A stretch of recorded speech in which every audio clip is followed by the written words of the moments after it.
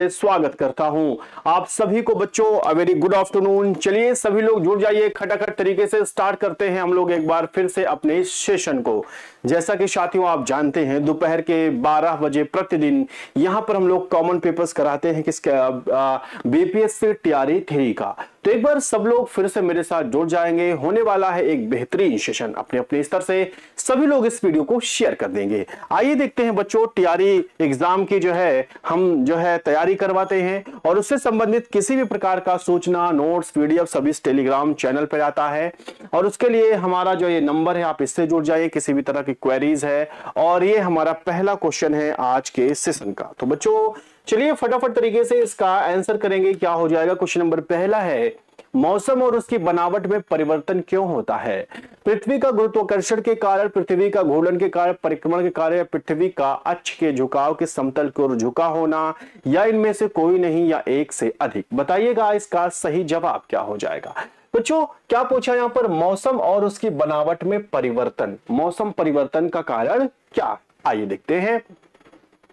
गुरुत्वाकर्षण तो आप जानते ही जानते हैं। पृथ्वी के घूर्णन के कारण क्या होता है? तो इसके कारण क्या होता है? दिन और रात की घटना होती है, ठीक है ना।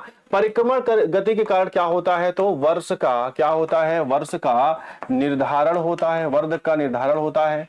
लेकिन इसका करेक्ट आंसर क्या हो जाएगा? ऑप्शन नंबर डी हो जाएगा। पृथ्वी के झुकाव के कारण जिधर पृथ्वी झुकी हुई है वहां पर क्या होगा? मौसम गर्म होता है, दूर जाने पर मौसम जो है ठंडा हो जाता है, ठीक है। आइए आगे चलते हैं। यस स्वागत है सभी का। अगला प्रश्न है, लघु ज्वार भाटा, ठीक है ना।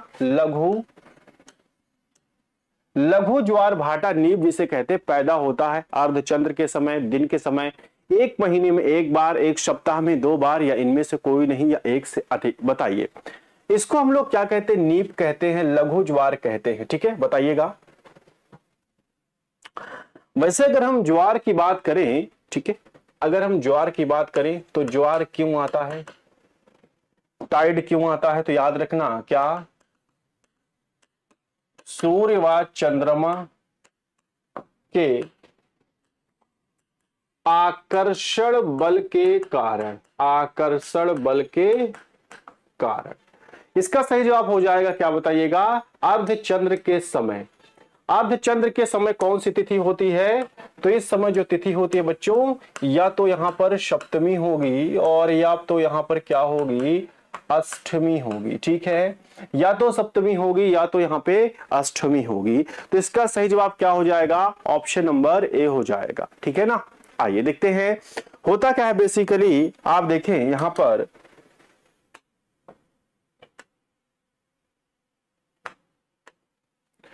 अगर आप देखेंगे कुछ इस तरह से यूं, ठीक है। अब यहां पर अगर देखा जाए भैया कि पृथ्वी कहां है, तो पृथ्वी है यहां पे, यहां पे पृथ्वी है, ठीक है।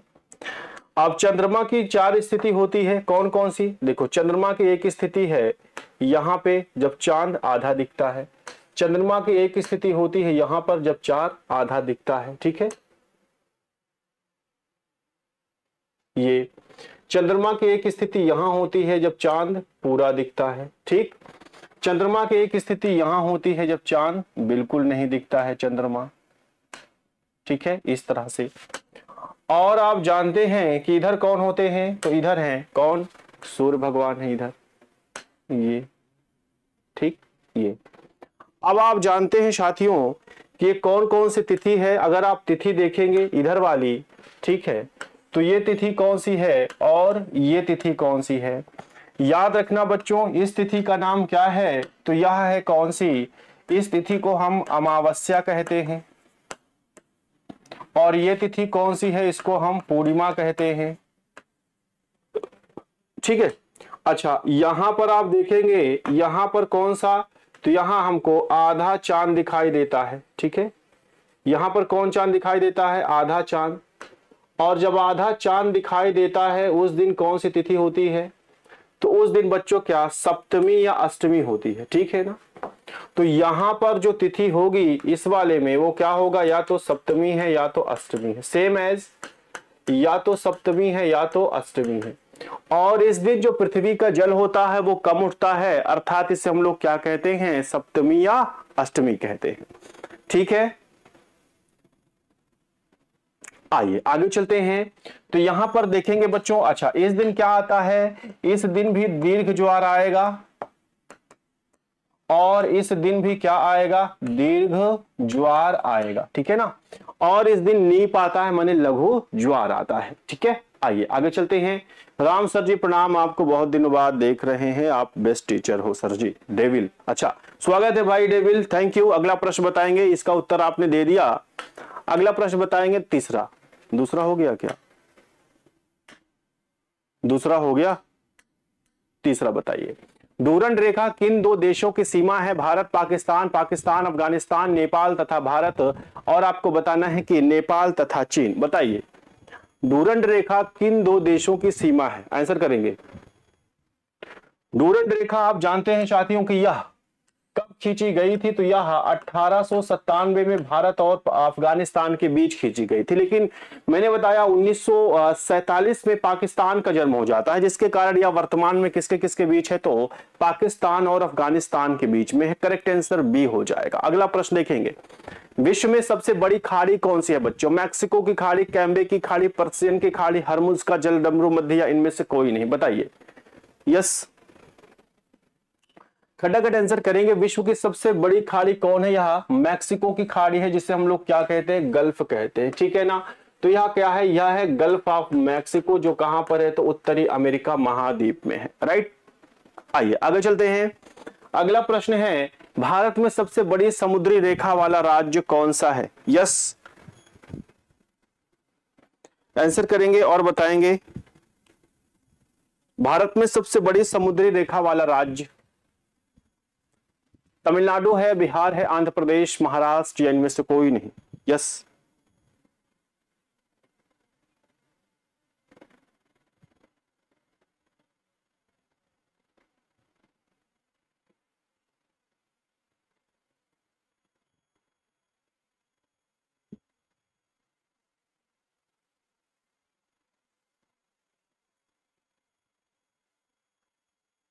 बताइए।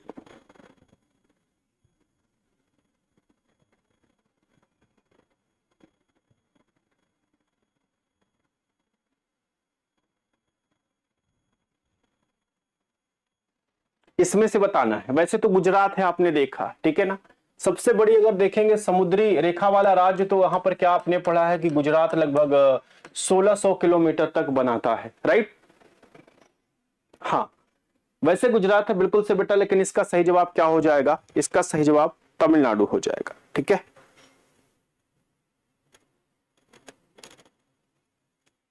चलिए इसका सही जवाब क्या हो जाएगा, तमिलनाडु। वहीं अगर सबसे छोटा रेखा सीमा रेखा बताता कि कौन बनाता है, तो गोवा हो जाएगा, राइट। बंगाल की खाड़ी के उष्णकटिबंधीय चक्रवातों को सामान्यतः क्या कहा जाता है, टाइफून कहा जाता है बच्चों, या हरिकेन कहा जाता है, या अवनमन कहा जाता है, या फिर टॉर्नेडो कहा जाता है। बताइएगा क्वेश्चन नंबर 6 का सही जवाब क्या हो जाएगा। यस सभी लोग आंसर करेंगे, बताइए।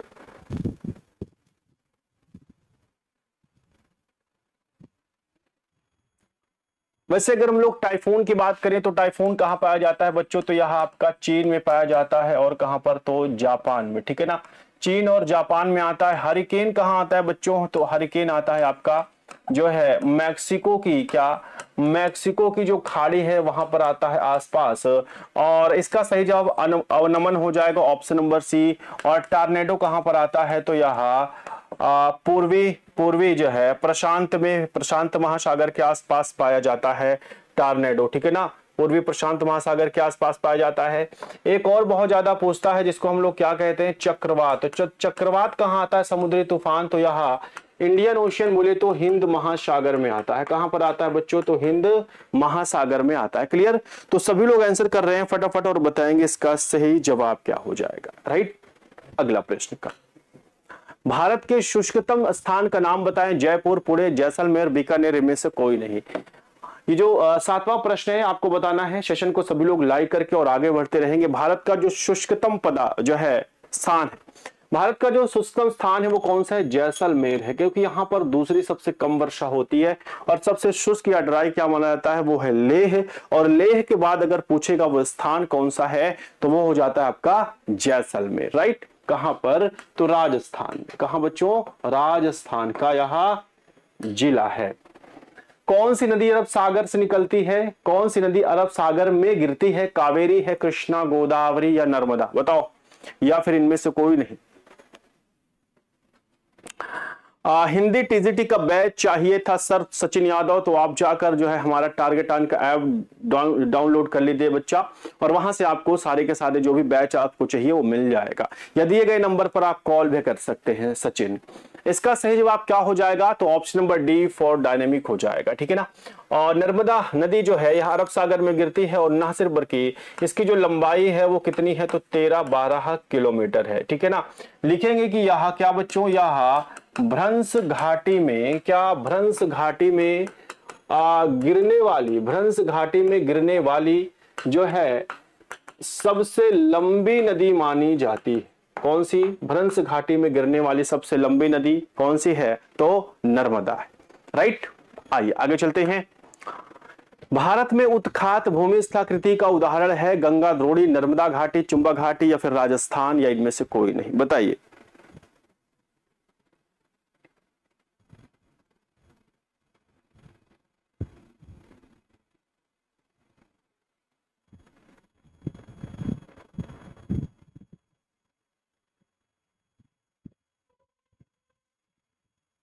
चलिए, तो इसका सही जवाब क्या हो जाएगा? भारत में उत्खात भूमि का स्थलाकृति उदाहरण यह है चंबा घाटी, या इसको हम लोग कई बार चुंबा घाटी भी कहते हैं। सिंचाई का सबसे बड़ा स्रोत भारत में क्या है? कुआं और नलकूप, तालाब, नहरें या फिर ऊपरी टाकियां? आंसर करेंगे। यस,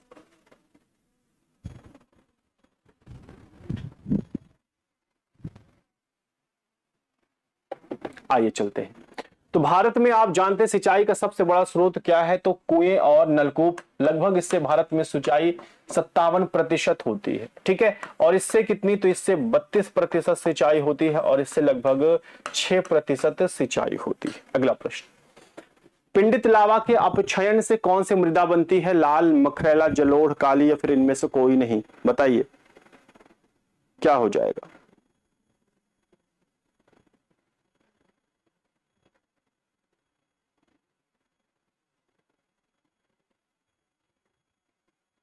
आंसर करेंगे। पिंडित लावा के अपक्षयन से, जब ये जो लावा होता है, ये लावा होता है जब बच्चों ये धरातल पर आता है, ठीक है ना, तो जो सबसे पहले वहां पर क्या आप जानते हैं? आग्नेय चट्टान बनती है, और लावा से जो निकलता है धीरे धीरे छोटे छोटे रूप में, उससे कौन सी मिट्टी बनती है? तो ब्लैक सॉइल बनती है, काली मिट्टी बनती है, जिसे हम लोग कई नामों से क्या बोलते हैं? इसे काली कपासी मिट्टी बोलते हैं, इसे जो है सबसे महीन मिट्टी बोलते हैं, स्वतः जुताई वाली मिट्टी बोलते हैं, और इस काली मिट्टी को अंतरराष्ट्रीय स्तर पर चेरनोजम भी कहते हैं। सेशन को सभी लोग लाइक करते रहेंगे। आगे चलेंगे। भारत में मूंगफली का प्रमुख उत्पादक राज्य? महाराष्ट्र, गुजरात, कर्नाटक, आंध्र प्रदेश, इनमें से कोई नहीं? बताइए। यस, भारत में मूंगफली का प्रमुख उत्पादक राज्य? सभी लोग आंसर करेंगे। तो क्या हो जाएगा यहां पर? सही जवाब option number B for best हो जाएगा। कौन कौन से हैं? गुजरात है, ठीक है ना, गुजरात, राजस्थान, ठीक है ना, महाराष्ट्र, फिर तमिलनाडु, फिर आंध्र प्रदेश, इस तरह से आता है इसका क्रम। विश्व की सबसे लंबी रिफ्ट घाटी है भारत की नर्मदा घाटी, दक्षिण कैलिफोर्निया के डेथ वैली, जॉर्डन नदी की घाटी, या दक्षिणी ऑस्ट्रेलिया के स्पेंसर की खाड़ी? क्वेश्चन नंबर 13 का सभी लोग आंसर करेंगे बच्चों, और बताएंगे इसका सही जवाब क्या हो जाएगा। यस,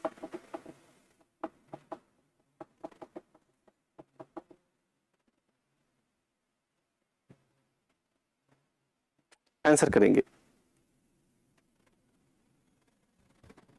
तो इसका सही जवाब क्या हो जाएगा बच्चों? इसका सही जवाब हो जाएगा क्या? जॉर्डन नदी घाटी, ठीक है ना। कहां? जॉर्डन नदी घाटी, जो कि आप जानते हैं कि यह लगभग 5000 किलोमीटर में फैली हुई घाटी है, और यह विश्व की सबसे लंबी नदी घाटी हो जाती है, ठीक है ना।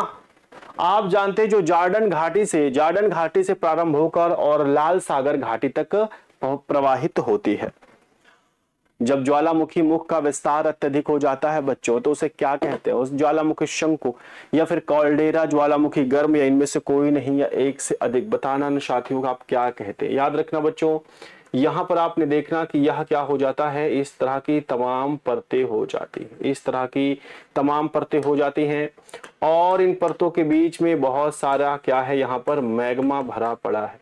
यही मैग्मा निकल कर जब ऊपर आता है, यही मैग्मा निकल कर जब ऊपर आता है यहां से, और जब ये यहां से निकलता है तो इसे हम लोग क्या कहते हैं, तो इसे हम लोग लावा कहते हैं। क्या कहते हैं बच्चों? इसे लावा कहते हैं।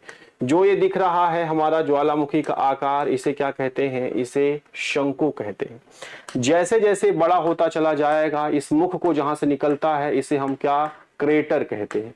और यही क्रेटर का जब आकार क्या है कि बड़ा हो जाता है, तब इसे हम लोग क्या कहते हैं? इसे हम लोग कॉल्डेरा कहते हैं। क्या कहते हैं? इसे कॉल्डेरा कहते हैं। राइट। आइए अगला प्रश्न। भूकंप का सर्वाधिक प्रभाव होता है अधिकेंद्र पर, उद्गम केंद्र पर, केंद्र पर, उपरोक्त सभी, या इनमें से कोई नहीं, या एक से अधिक। बताइए बताइए। तो भूकंप का सबसे अधिक प्रभाव कहां होता है बच्चों? तो यह होता है अधिकेंद्र, जिसे हम लोग क्या कहते हैं? जिसे हम लोग एपिसेंटर कहते हैं। अगर आप देखेंगे तो यहां से जैसे ही चलते हैं, जहां भूकंपीय तरंगें सबसे पहले पहुंचती हैं, इसे हम लोग अधिकेंद्र कहते हैं। अगला प्रश्न है, गंगा का डेल्टा निम्न से किस प्रकार के डेल्टा का उदाहरण है? पंजीपंछा, ज्वारनदमुख, चापाकार, रुंडित, या इनमें से कोई नहीं। बताइए। यस,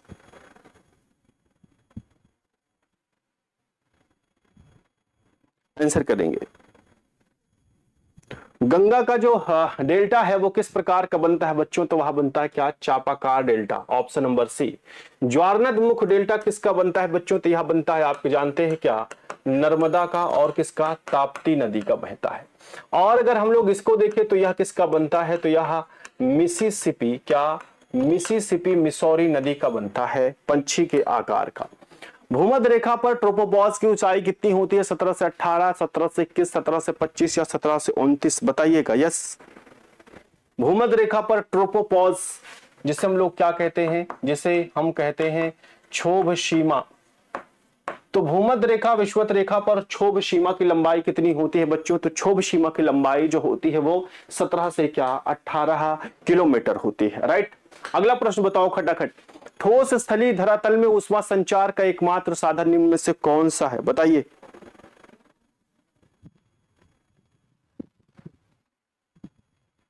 तो क्या हो जाएगा? उसे हम लोग क्या, कन्वेक्शन कहते हैं, क्या, चालन कहते हैं, क्या, चालन हो जाएगा। राइट। कंडक्शन माने चालन। आइए आगे चलते हैं। अगला प्रश्न, क्वेश्चन नंबर 19। भारत का कौन सा पत्तन लौह अयस्क निर्यात करने वाला सर्वप्रथम पत्तन है?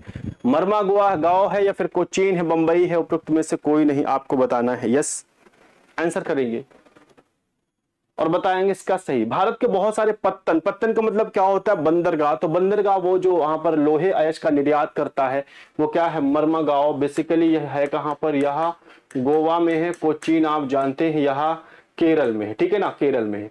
और इसे हम लोग क्या कहते हैं? तो इसे हम लोग कोचीन बंदरगाह क्या कहते हैं? तो इसे हम लोग क्या कहते हैं? तो इसे अरब सागर की रानी कहा जाता है, अरब सागर की रानी कहा जाता है। बंबई में तो है ही। राइट।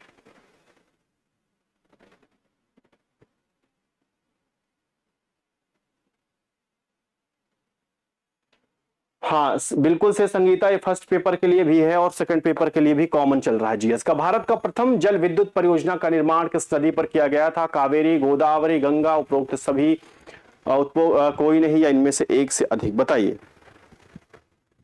यस, तो भारत का प्रथम जल विद्युत परियोजना कौन सा था? तो वहां पर के कावेरी नदी पर था, जिसका नाम है क्या? बताइए। उसका नाम है क्या? शिव शक्ति जल विद्युत परियोजना, ठीक है ना। और ये कहां पर? तो कर्नाटक में स्थापित किया गया, कर्नाटक में स्थापित किया गया। आल्पस पर्वत के उत्तरी ढाल के सहारे स्विट्जरलैंड में बहने वाला स्थानीय पवन है चिनूक है। या फॉन है, या आपको बताना है मृतस्थल है, या बोरा है? बताइए इसका सही जवाब क्या हो जाएगा। यस, अब देखो ये चिकनू नहीं है, चिनकू नहीं है, ये चिनूक है, ठीक है ना। ये क्या है? चिनूक है। ये कहां पर चलती है? तो यह आपका उत्तरी अमेरिका यूएसए के आसपास चलती है। और इसका सही जवाब क्या हो जाएगा? ऑप्शन नंबर बी हो जाएगा। मिस्टल कहां चलती है? तो मिस्टल बेसिकली कहां? तो फ्रांस और स्पेन में चलने वाली लोकल विंड है। और बोरा कहां पर? तो ये चलती है आपका इटली में और यूगोस्लाविया में चलती है, राइट। लघु हिमालय में स्थित दर्रे का नाम बुर्जिल है, बारमूला है, जोजिला है, शिपकिला है? बताइए। लघु हिमालय में स्थित दर्रा, दर्रा क्या होता है साथियों, आप जानते हैं क्या? दर्रा क्या है कि दो पर्वतों के बीच, क्या दो पर्वतों के बीच जो नदी द्वारा बनाया गया प्राकृतिक रास्ता है, जहां से कोई भी नदी प्रवाहित होती रहती है, इसे ही हम क्या कहते हैं? दर्रा कहते हैं। तो लघु हिमालय में स्थित जो दर्रा है उसका नाम क्या है? बारामूला दर्रा। क्या है बच्चों? बारामूला दर्रा हो जाता है। इसका सही जवाब ऑप्शन नंबर बी हो जाएगा 22 का। आइए आगे चलते हैं। यस, भारत का कौन सा प्रदेश मसालों का बगीचा के नाम से प्रसिद्ध है? गुजरात, तमिलनाडु, केरल, कर्नाटक? बताइए।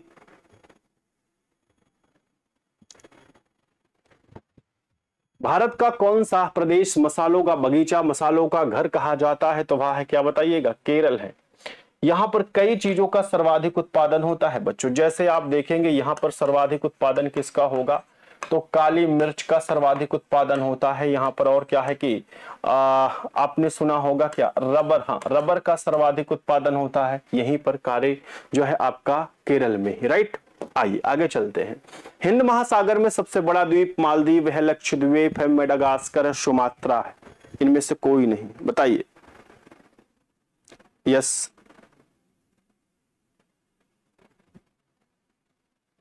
हिंद महासागर में, तो हिंद महासागर में सबसे बड़ा द्वीप कहां, कौन सा है? तो मेडागास्कर, जो कि अफ्रीका के पूर्व में स्थित है।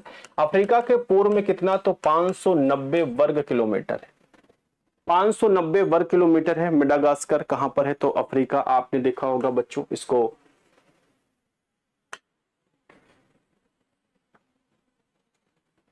इस तरह से आपने देखा होगा।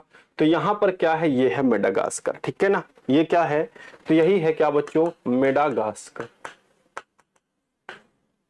जो अफ्रीका से टूटकर अभी अलग है, राइट। आइए आगे चलते हैं। सर मैथ का क्लास कब चलता है बच्चे? मैथ का क्लास आई थिंक शाम को चलता है 5 बजे, ठीक है। आइए आगे चलते हैं। अति रूपांतरित इंटेंस मेटामॉर्फिक वह प्रक्रिया है जिसमें आपको बताना है इसका सही जवाब क्या हो जाएगा। अवसादी चट्टानों का अत्यधिक रूपांतरण होता है, अग्नि शैलानों का अत्यधिक रूपांतरण होता है, रूपांतरित शैलों का भी रूपांतरण होता है। अति रूपांतरण आपने पढ़ा होगा, एक रूपांतरण, कायाकल्प। रूपांतरण का मतलब होता है रूप परिवर्तित, रूप चेंज। तो रूपांतरण किससे होता है? अवसादी से होता है और आग्नेय से होता है रूपांतरण। लेकिन जब आपसे पूछे अति रूपांतरण, तो अति रूपांतरण क्या होगा? तो जब रूपांतरित शैल है, कायांतरित शैल है, जब वह भी किसी और में छोटे छोटे हिस्से में टूटती है तो उसे हम लोग क्या कहते हैं? अति रूपांतरण कहते हैं। तो रूपांतरित शैल का भी रूपांतरण हो जाना क्या कहलाता है? अति रूपांतरित कहलाता है, राइट। हाँ 6 बजे चलती है, बिल्कुल से पुनीत, 6 बजे चलती है। यस, 6 बजे मैथ चलती है, बीपीएससी की स्पेशल मैथ। निम्न में से कौन सा द्वीप भारत और श्रीलंका के मध्य है? एलिफेंट, न्यूमोर, रामेश्वरम या लक्षद्वीप, या इनमें से एक से अधिक? बताइए।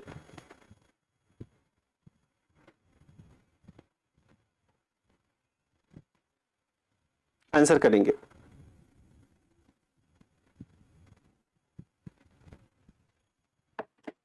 इनमें से कौन सा द्वीप भारत और श्रीलंका के बीच है? तो आपने नाम भी सुना होगा, काफी चर्चा में रहा है, रामेश्वरम। क्या? रामेश्वरम इसका सही जवाब हो जाएगा, राइट। तो ऑप्शन नंबर सी सभी लोगों ने सही बताया है। यस, साक्षी हैं, रोशनी, प्रमोद, किरण, सत्यभान, डेविल, सभी का स्वागत। पवन ने भी आंसर किया है, पुनीत हैं, चलिए वेरी गुड, किरण है। अगले प्रश्न का उत्तर दो भाई, 27 का। भारत में चंदन की लकड़ी के वन सर्वाधिक कहां पाए जाते हैं?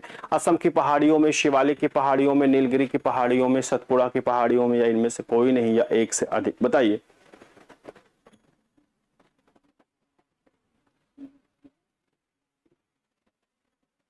आंसर करें और बताएं।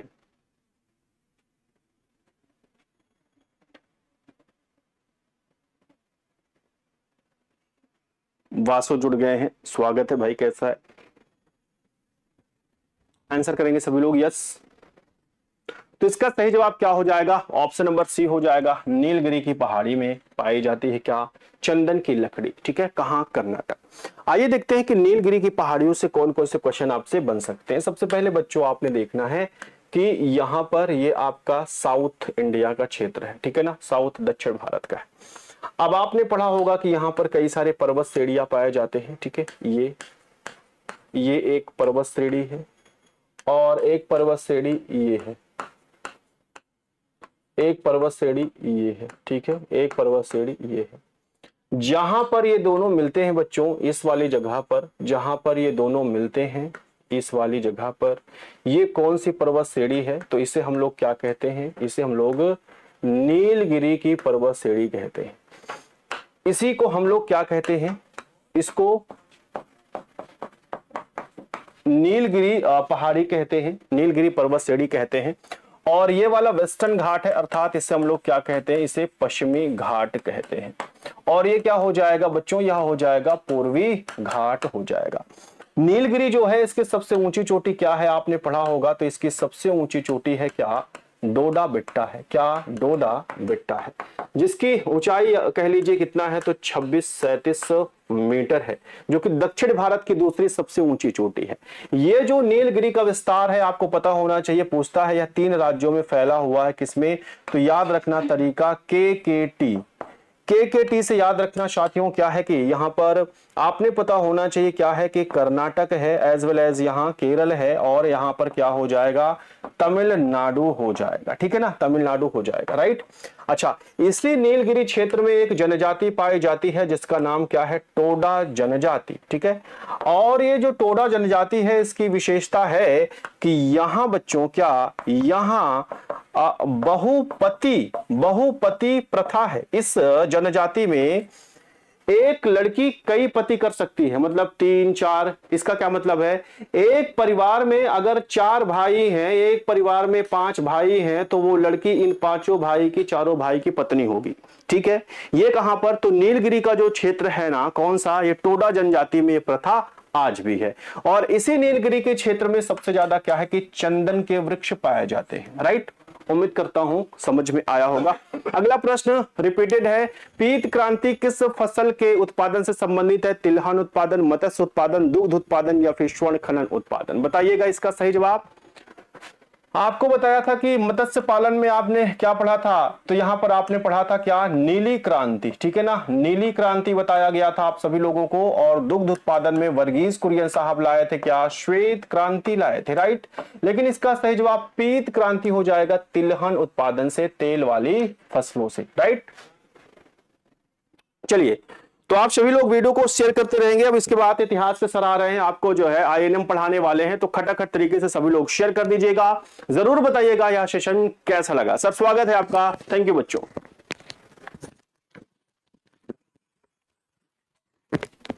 नमस्कार दोस्तों, मैं गौरव पांडे आपका स्वागत करता हूं और आशा करता हूं कि आप लोग स्वस्थ होंगे, सुरक्षित होंगे, जहां भी होंगे अपनी सेहत का ध्यान रख रहे होंगे। एक बार वीडियो को जल्दी से शेयर कर दीजिए। अच्छा बताइए, लाइक करने में क्या हो जाता है? क्योंकि देखिए इतने सर लोग, सभी सर लोग हैं, इतना मेहनत करते हैं आपके साथ, ठीक है, इतनी चीजें आप लोगों को, इतना नॉलेज देते हैं, इतनी सब चीजें बताती हैं, तो कम से कम उनके लिए एक लाइक तो बनता ही है, ठीक है। कम से कम उनके लिए तो एक लाइक कर दिया करिए। चलो हमारे लिए ना करिए, ठीक है, बाकी सब लोगों के लिए तो कर दिया करिए। चलिए, टाइम को नहीं वेस्ट करते हैं, पहले प्रश्न पे चलते हैं, ध्यान दीजिएगा। प्रश्न कहाँ है? ठीक है, एक मिनट दोस्तों।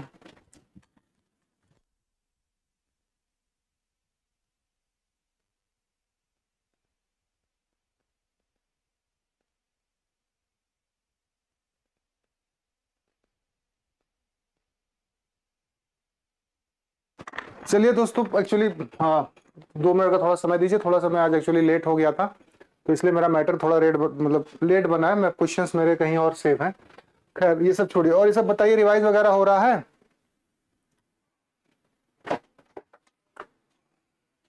क्वेश्चन नहीं, कल हम नहीं थे, कल हम उपस्थित नहीं थे, तो कल हम क्लास नहीं ले पाए, उसके लिए क्षमा चाहते हैं। क्लियर?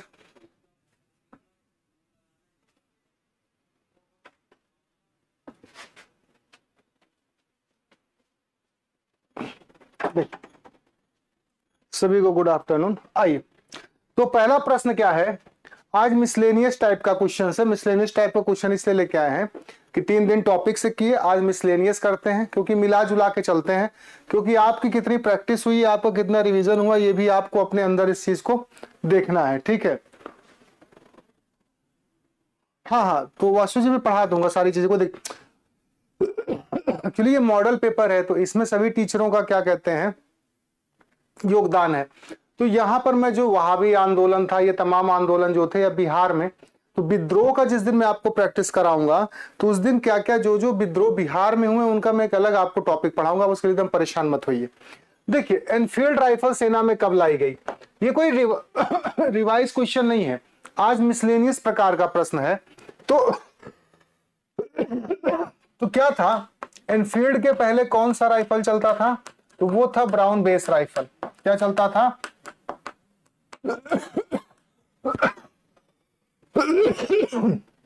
और एनफील्ड राइफल में क्या हुआ कि एनफील्ड राइफल जब लाई गई तो इसमें एक बात थी, किसके कारतूसों पर किसका प्रयोग होता था, तो गाय और सुअर की चर्बी का। अब मुद्दा क्या था कि एनफील्ड राइफल में जो कारतूस होते थे उसको दांत से खींचकर बंदूक में भर के पंप करके गोली मारनी रहती थी। तो कहने का मतलब क्या है कि उस बारूद को गर्म होना चाहिए ताकि गोली मारते वक्त, नहीं तो ऐसा तो है नहीं कि मान लीजिए कोई गोली मारने आया तो आप कहेंगे 2 मिनट रुक जाइए, मैं बंदूक गोली को गरमा लेता हूं, ऐसा तो है नहीं। तो हुआ क्या कि ये जो है एनफील्ड राइफल जो लाया गया वो कब लाया गया, तो दिसंबर 1856 को लाया गया। और खास बात क्या है कि 1857 के विद्रोह का ये तात्कालिक कारण है। 1857 के विद्रोह का तात्कालिक कारण अगर कोई पूछेगा तो तात्कालिक कारण कौन सा था, तो वो यही था कि जो ब्राउन बेस की जगह कौन सा राइफल है, एनफील्ड राइफल। अगला प्रश्न है, निम्न में से कौन सी घटनाएं लंदन से जुड़ी हुई हैं, निम्न में से कौन सी घटनाएं लंदन से जुड़ी हुई हैं, कर्जन वायली की हत्या, जनरल डायर की हत्या, गदर पार्टी की स्थापना, उपयुक्त में से एक से अधिक। अब कर्जन वायली की हत्या किसने किया था, तो इसकी हत्या किया था मदन लाल ढींगरा ने। किसने किया था, तो कर्जन वायली की हत्या करने वाले जो थे वो थे मदन लाल ढींगरा। और मदन लाल ढींगरा किसके सदस्य थे, तो इंडियन होम रूल सोसाइटी। देखिए, इंडियन होम रूल अलग है और इंडियन होम रूल सोसाइटी अलग है।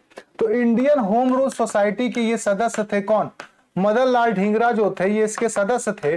और इसकी स्थापना, इस संगठन की स्थापना कहां हुई थी, लंदन में हुई थी। तो लंदन में इन्होंने कर्जन वायली की गोली मारकर हत्या की, इनको फांसी दी गई। दूसरी घटना डायर की हत्या, ठीक, 13 मार्च 1940 को, ठीक है, उधम सिंह जी इससे जुड़े हुए हैं। और आपको पता है कि जो डायर था उसने किस घटना को अंजाम दिया, तो उसने जलियांवाला बाग हत्याकांड को अंजाम दिया था। किस घटना को, तो जलियांवाला बाग हत्याकांड। और इसके लिए ब्रिटेन में इसको किससे नवाजा गया, तो स्वॉर्ड ऑफ ऑनर से नवाजा गया। किससे, स्वॉर्ड ऑफ ऑनर से। और उधम सिंह ने कहां पर जाके गोली मारी थी, तो उधम सिंह जी जो थे इन्होंने कहां पर, तो इन्होंने ब्रिटेन मतलब लंदन में जाकर गोली मारी थी। किसको, वो डायर को। तो ये भी घटना किससे जुड़ी हुई है, लंदन से। अब किसी ने कमेंट किया है कि सर तीनों घटनाएं जुड़ी हैं। ना ना ना, गदर पार्टी की स्थापना लंदन में नहीं हुई थी, गदर पार्टी की स्थापना सैन फ्रांसिस्को में हुआ था। कहां पर हुआ था, सैन फ्रांसिस्को, मतलब अमेरिका में। कहां पर, अमेरिका में। तो गदर पार्टी की स्थापना अमेरिका में हुई थी, ना कि लंदन। हाँ, लंदन से अगर आपको पूछा जाएगा तो एक घटना और है, राजा राम मोहन राय की समाधि। राजा राम मोहन राय की समाधि भी जो है वो भी इंग्लैंड के ब्रिस्टल से है। तो पहली और दूसरी घटना लंदन से जुड़ी हुई है, इसीलिए इसका आंसर है, सॉरी, इसका आंसर क्या होगा, तो इसका आंसर होगा डी, उपयुक्त में से एक से अधिक। याद रखिएगा इसका क्या आंसर होगा, उपयुक्त में से एक से अधिक। इसीलिए कह रहा हूं इस तरह के सवाल आएंगे, थोड़ा सा टाइम लेके सवाल करिए, कोई हड़बड़ी नहीं है।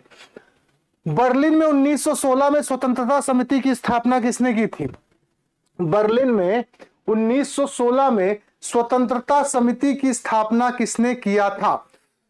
देखिए, बात क्या है कि अगर हम बात करें लाला हरदयाल जी की, 1913 में इन्होंने किसकी स्थापना की थी? तो गदर पार्टी की स्थापना अभी थोड़ी देर पहले ही मैंने आपको बताया। लाला लाजपत राय साइमन आयोग से जुड़े हुए, साइमन आयोग के विरोध से, ठीक है, साइमन आयोग के विरोध से जुड़े हुए हैं, क्योंकि इसी समय स्कॉट ने इन पर लाठियां चलवाई थी, जिसके कारण लाला लाजपत राय जी की क्या हो गई थी? मृत्यु हो गई थी। उसके साथ साथ बाल गंगाधर तिलक जी किससे जुड़े हैं? तो ये होम रूल आंदोलन या होम रूल लीग, ठीक, होम रूल, देखिए कभी कभार आपको होम रूल आंदोलन भी पूछ लेगा तो कंफ्यूज मत होइएगा। अभी जो मैंने लंदन में बताया वो इंडियन होम रूल सोसाइटी है, बात समझिए, जो लंदन में है वो इंडियन होम रूल सोसाइटी है, और जो भारत में है वो क्या है? होम रूल लीग या होम रूल लीग आंदोलन है। और ये कहां पर शुरुआत हुई थी? तो बाल गंगाधर तिलक जी ने इसका पुणे तथा बेलगाम में इसकी शुरुआत की थी। बाद में इससे और कौन जुड़ गया था? तो बाद में इससे एनी बेसेंट जी जुड़ी थी। कौन? एनी बेसेंट जी। और इन्होंने इसका जो मुख्यालय बनाया था, तो इन्होंने क्या किया कि इसका मुख्यालय अडयार में बनाया। अब ये अडयार कहां पर है? तो ये अडयार जो है वो है मद्रास में। कहां पर? मद्रास में। तो आपका सवाल है कि बर्लिन में स्वतंत्रता समिति का गठन किसने किया था? तो याद रखिएगा, देखिए बाल गंगाधर तिलक जी और लाला लाजपत राय जी, ये दोनों जो थे, ये जितने भी आयोग या विद्रोह या क्रांति है, ये भारत से जुड़ा हुआ है, ठीक, भारत से जुड़े हुए थे। भारत के बाहर जाने वाले कौन थे? लाला हरदयाल थे, ठीक, क्योंकि अमेरिका में भी, उसके साथ साथ स्टुअर्टगार्ड के जर्मनी में भी ये जुड़े हुए हैं, ठीक है, और ये बर्लिन से भी जुड़े हुए हैं। तो इसका आंसर क्या है? इसका आंसर है सी, लाला हरदयाल। क्या होगा? लाला हरदयाल। क्लियर? चलिए अगले प्रश्न में चलते हैं। कामागाटा मारू प्रकरण से कौन जुड़ा हुआ है? कामागाटू प्रकरण से कौन जुड़ा हुआ है? हुसैन रहीम, सोहनलाल पाठक, बलवंत सिंह, एक से अधिक, बताइए। पहले तो कई लोग ये जान जाइए, बहुत लोग हो सकता है कि पहली बार नाम सुने होंगे। कामागाटा मारू क्या है? तो कामागाटा मारू प्रकरण क्या है? ये एक जहाज का नाम है, पहले ये जान लीजिए। कामागाटा मारू जो है ये एक जहाज का नाम है, ठीक। बात क्या था कि जो भारत के लोग थे, जो कनाडा वगैरह में जाकर जॉब करते थे, तो वो जब भारत आने को हुआ तो अंग्रेजों ने प्रतिबंध लगा दिया। क्या प्रतिबंध लगा दिया? कि जो बाहर जॉब कर रहे हैं, ठीक है, यहां समझिएगा, जो बाहर जॉब कर रहे हैं जैसे कनाडा वगैरह के क्षेत्र में, तो भाई जैसे आजकल के भी देखिए अमीर लोग के जो बच्चे होते हैं वो बड़े सुखवार टाइप के होते हैं। वो लोग अपने बच्चों को अगर हम एकदम अंग्रेजी मीडियम पढ़ाएंगे, वो विदेश पढ़ने के लिए भेजते हैं, पैसा है उनके पास। तो पहले के लोगों के पास भी पैसा था, लेकिन पहले भारत की स्वतंत्रता एक मेन उद्देश्य था। तो जैसे जब ये लोग बाहर तैयारी करने जाते थे तो वहां पर ये अपने छोटे छोटे संगठन बना लेते थे, समझ रहे हैं। तो जब हुआ कि भाई कई सारे लोग भारत लौट रहे हैं, तो अंग्रेजों ने कहा कि इनको पहली बात तो ना कनाडा घुसने देंगे ना भारत घुसने देंगे। तो बीच में ही बेचारे फंस गए जहाज में। और उसी समय क्या हुआ? ये विद्रोह हुआ जिसमें हुसैन रहीम, सोहनलाल पाठक और बलवंत सिंह, ये तीनों नाम जुड़े हुए हैं कामागाटू प्रकरण से या कामागाटा मारू विद्रोह से। क्या है कि हुसैन रहीम, सोहनलाल पाठक और बलवंत सिंह, ये तीनों लोग इस घटनाएं से जुड़े हुए हैं, इसलिए इसका आंसर क्या होगा? एक से अधिक। याद रखिएगा, इंपॉर्टेंट क्वेश्चन है। अगले प्रश्न पे चलते हैं। निम्न में से भगत सिंह की रचना कौन सी है? निम्न में से भगत सिंह की रचना कौन सी है? बताइए, निम्न में से भगत सिंह की रचना कौन सी है? देखिए भगत सिंह आप जानते हैं ये दो संगठन से जुड़े हुए हैं। पहला है नौजवान सभा से जुड़े हैं। नौजवान सभा क्या है? तो नौजवान सभा का गठन इन्होंने कहां किया था? लाहौर में किया था। और यहीं पर इन्होंने छात्र संघ की स्थापना की थी। किसकी? छात्र संघ की स्थापना की। जैसे पहले क्या था कि जब भाई प्रयागराज में थे तो देखते थे, क्या कहते हैं कि सभी लोगों की गाड़ियों में छात्र संघ लिखा रहता था जो विद्यार्थी थे। तो पता नहीं था मुझे ये क्या है, जब इतिहास पढ़ने लगा तब मुझे समझ में आया कि ये क्या है। उसके साथ साथ ये किससे जुड़े हैं? HSRA से जुड़े हैं। ये संगठन का नाम मैं आपको बता रहा हूं, घटनाएं नहीं। हिंदुस्तान सोशलिस्ट रिपब्लिक एसोसिएशन, ये भी किससे जुड़ा हुआ है? तो ये भी भगत सिंह से जुड़ा हुआ है। उसके साथ अगर घटनाएं पूछा जाए तो घटनाओं में विधान परिषद बम कांड को अंजाम दिया था इन्होंने, किसके साथ मिलकर? तो बटुकेश्वर दत्त के साथ मिलकर। उसके साथ साथ चंद्रशेखर आजाद के साथ ये सैंडर्स हत्याकांड से भी जुड़े हैं। किससे? सैंडर्स हत्याकांड से। बाकी जब इन्हें जो फांसी दी गई थी भगत सिंह, सुखदेव और राजगुरु को, वो फांसी कब दी गई? तो वो 23 मार्च 1931 को दी गई। क्लियर? तो इनकी जो पुस्तक है कि क्या मैं नास्तिक हूं, why I am an atheist, पहली पुस्तक ये है। दूसरी इनका है आइडल ऑफ सोशलिज्म। ये दोनों भगत सिंह की रचना है। डिस्कवरी ऑफ इंडिया किसका है? कोई बताएगा? Discovery of India. तो याद रखिएगा कि why I am an atheist और आइडियल ऑफ सोशलिज्म, ये दोनों जो किताबें हैं ये किसकी हैं? भगत सिंह की। इसलिए इसका आंसर 1 से अधिक होगा। मैं बार बार आपसे दोनों ऑप्शन की महत्वता को बताया हूं। ये दोनों यहां पर मुंह दिखाने के लिए नहीं बैठे हैं, इनका प्रयोग होता है क्वेश्चनों में। ये नहीं कि ये दोनों मुंह दिखाने के लिए बैठे हैं। ठीक है, फेसबुक की डीपी नहीं है कि जिसको देखकर फ्रेंड रिक्वेस्ट सेंड करना है। उनकी अहमियत है उन ऑप्शनों की, इसलिए उन लोगों के साथ मजाक मत करिएगा। अब देखिए, भारत माता सोसाइटी का गठन किसने किया? अगला प्रश्न है, भारत माता सोसाइटी का गठन किसने किया? अजीत सिंह, अंबा प्रसाद, पुलीन दास, 1 से अधिक या इनमें से कोई नहीं है? हाँ जी, जवाहरलाल नेहरू ने। डिस्कवरी ऑफ इंडिया किसका है? बहुत बढ़िया, जवाहरलाल नेहरू का है। ठीक, भारत माता सोसाइटी का गठन किसने किया? तो भारत माता सोसाइटी का गठन, पहले हम आपका एक हिंट दे देते हैं। वो हिंट क्या है? तो इसका गठन पंजाब में हुआ था। कहां पर हुआ था? पंजाब में। खैर छोड़ दीजिए। पुलीन दास जो है ये किससे जुड़े हैं? तो ये अनुशीलन समिति से जुड़े हुए हैं। किससे? अनुशीलन समिति से, जो कि बंगाल में एक क्रांतिकारी क्या था? संगठन था, जिसने कई सारी घटनाओं को अंजाम दिया था। इससे अजीत सिंह और अंबा प्रसाद, इसके साथ साथ एक और व्यक्ति जुड़े हैं, लाला लाजपत राय भी जुड़े हैं। क्योंकि लाला लाजपत राय को पंजाब केसरी या शेरे पंजाब कहा जाता है ना, दोनों उपाधि है इनकी। शेरे पंजाब मटन शॉप नहीं तो शेरे पंजाब होटल बहुत ज्यादा आपको मिलता है, जहां पे नॉनवेज मिलता है, लोग खाते हैं। शेरे पंजाब या पंजाब केसरी लाला लाजपत राय को भी कहा जाता है। तो 3 लोग जुड़े हैं, अजीत सिंह, अंबा प्रसाद और लाला लाजपत राय।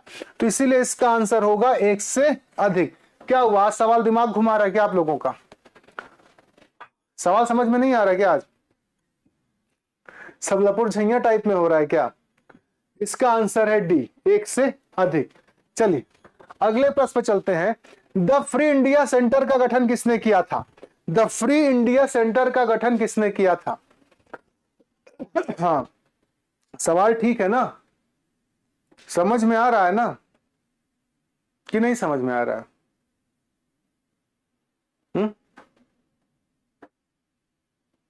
क्लियर हो रहा है ना? हाँ सही बात है। सर घूम रहा है, गलत हो रहा है तो कहाँ परेशान हो रहे हैं? अभी गलत कर लीजिए, सही है, एग्जाम में सही करिएगा।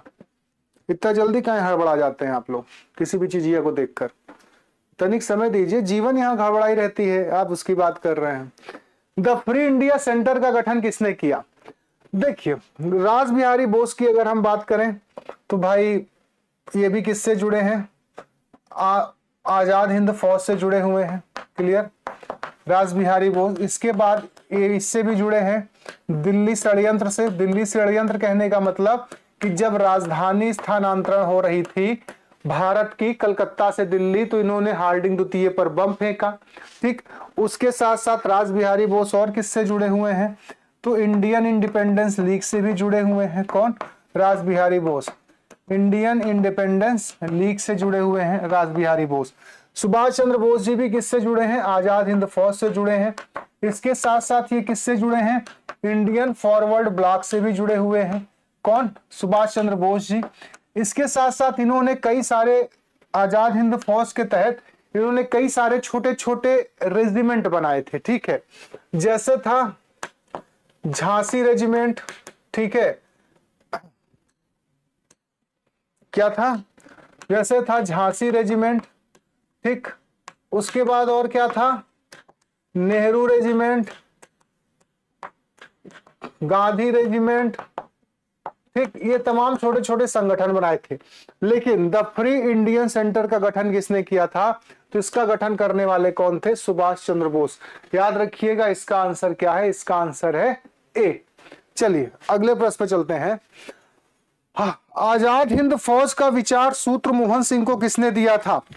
बताइए।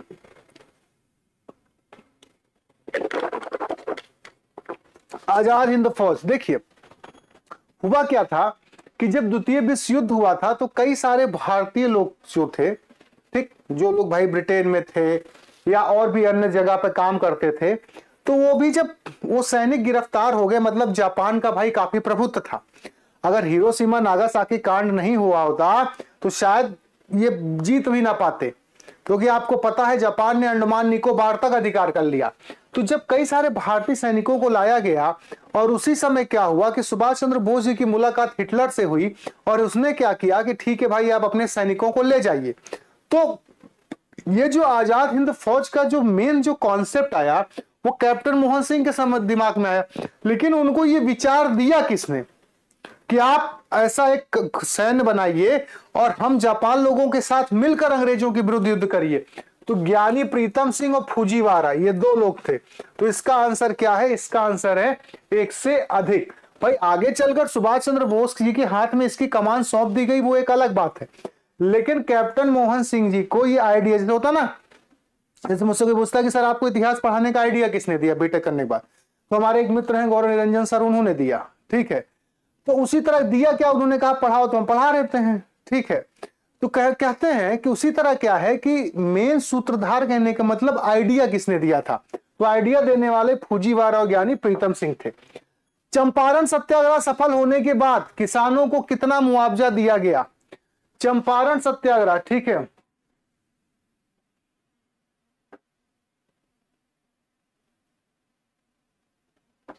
कोई बात नहीं, पढ़ते रहिए जब तक क्षमता है, पढ़ते रहिए जब तक शरीर कह रहा है कि पढ़ो, पढ़िए। शरीर के खिलाफ काम करेंगे, थोड़ा सा कष्ट में पढ़ेंगे, पर इंसान को दिक्कत नहीं होती, पढ़ते रहिए। क्वेश्चन आसान है, क्वेश्चन टफ नहीं है, आपको टफ लग रहा है। रीजन क्या है कि जैसे बिहार क्यों थोड़ा सा टफ हो जाता है, 4 ऑप्शन में काम किए हैं आप लोग ना, लेकिन जैसे बिहार हो गया या पहले मध्य प्रदेश पीसीएस वगैरह भी होता था तो उसमें भी 5 ऑप्शन होते थे। इसीलिए लाइफ में जितने ऑप्शन होते हैं उतने कंफ्यूजन होते हैं।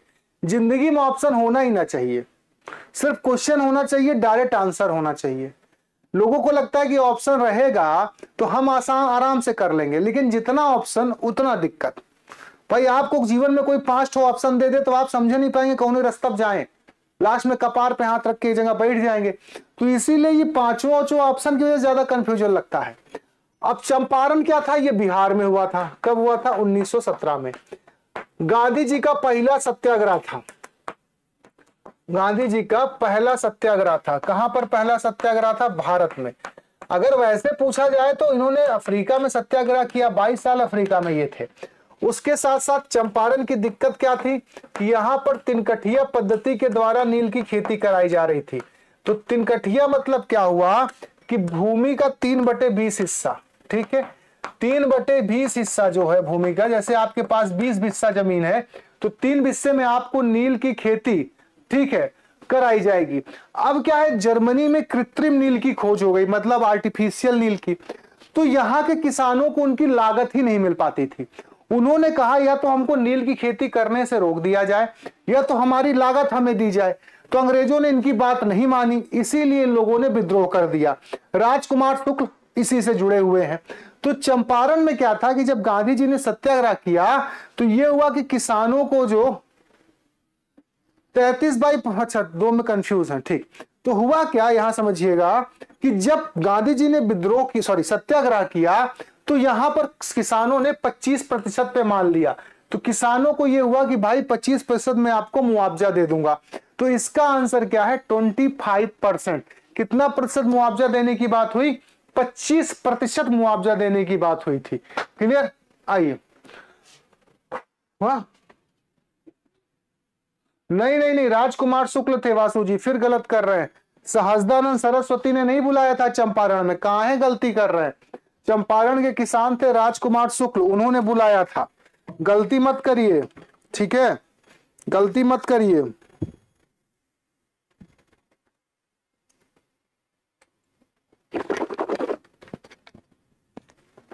चलिए, भारत छोड़ो आंदोलन को किस नाम से जानते हैं? ठीक है, भारत छोड़ो आंदोलन को किस नाम से जानते हैं? भारत छोड़ो आंदोलन, जो कि भारत की स्वतंत्रता का आखिरी आंदोलन था, 8 अगस्त 1942 की इसकी शुरुआत हुई थी। इसी समय गांधी जी ने करो या मरो का नारा दिया था कि करो या मर जाओ।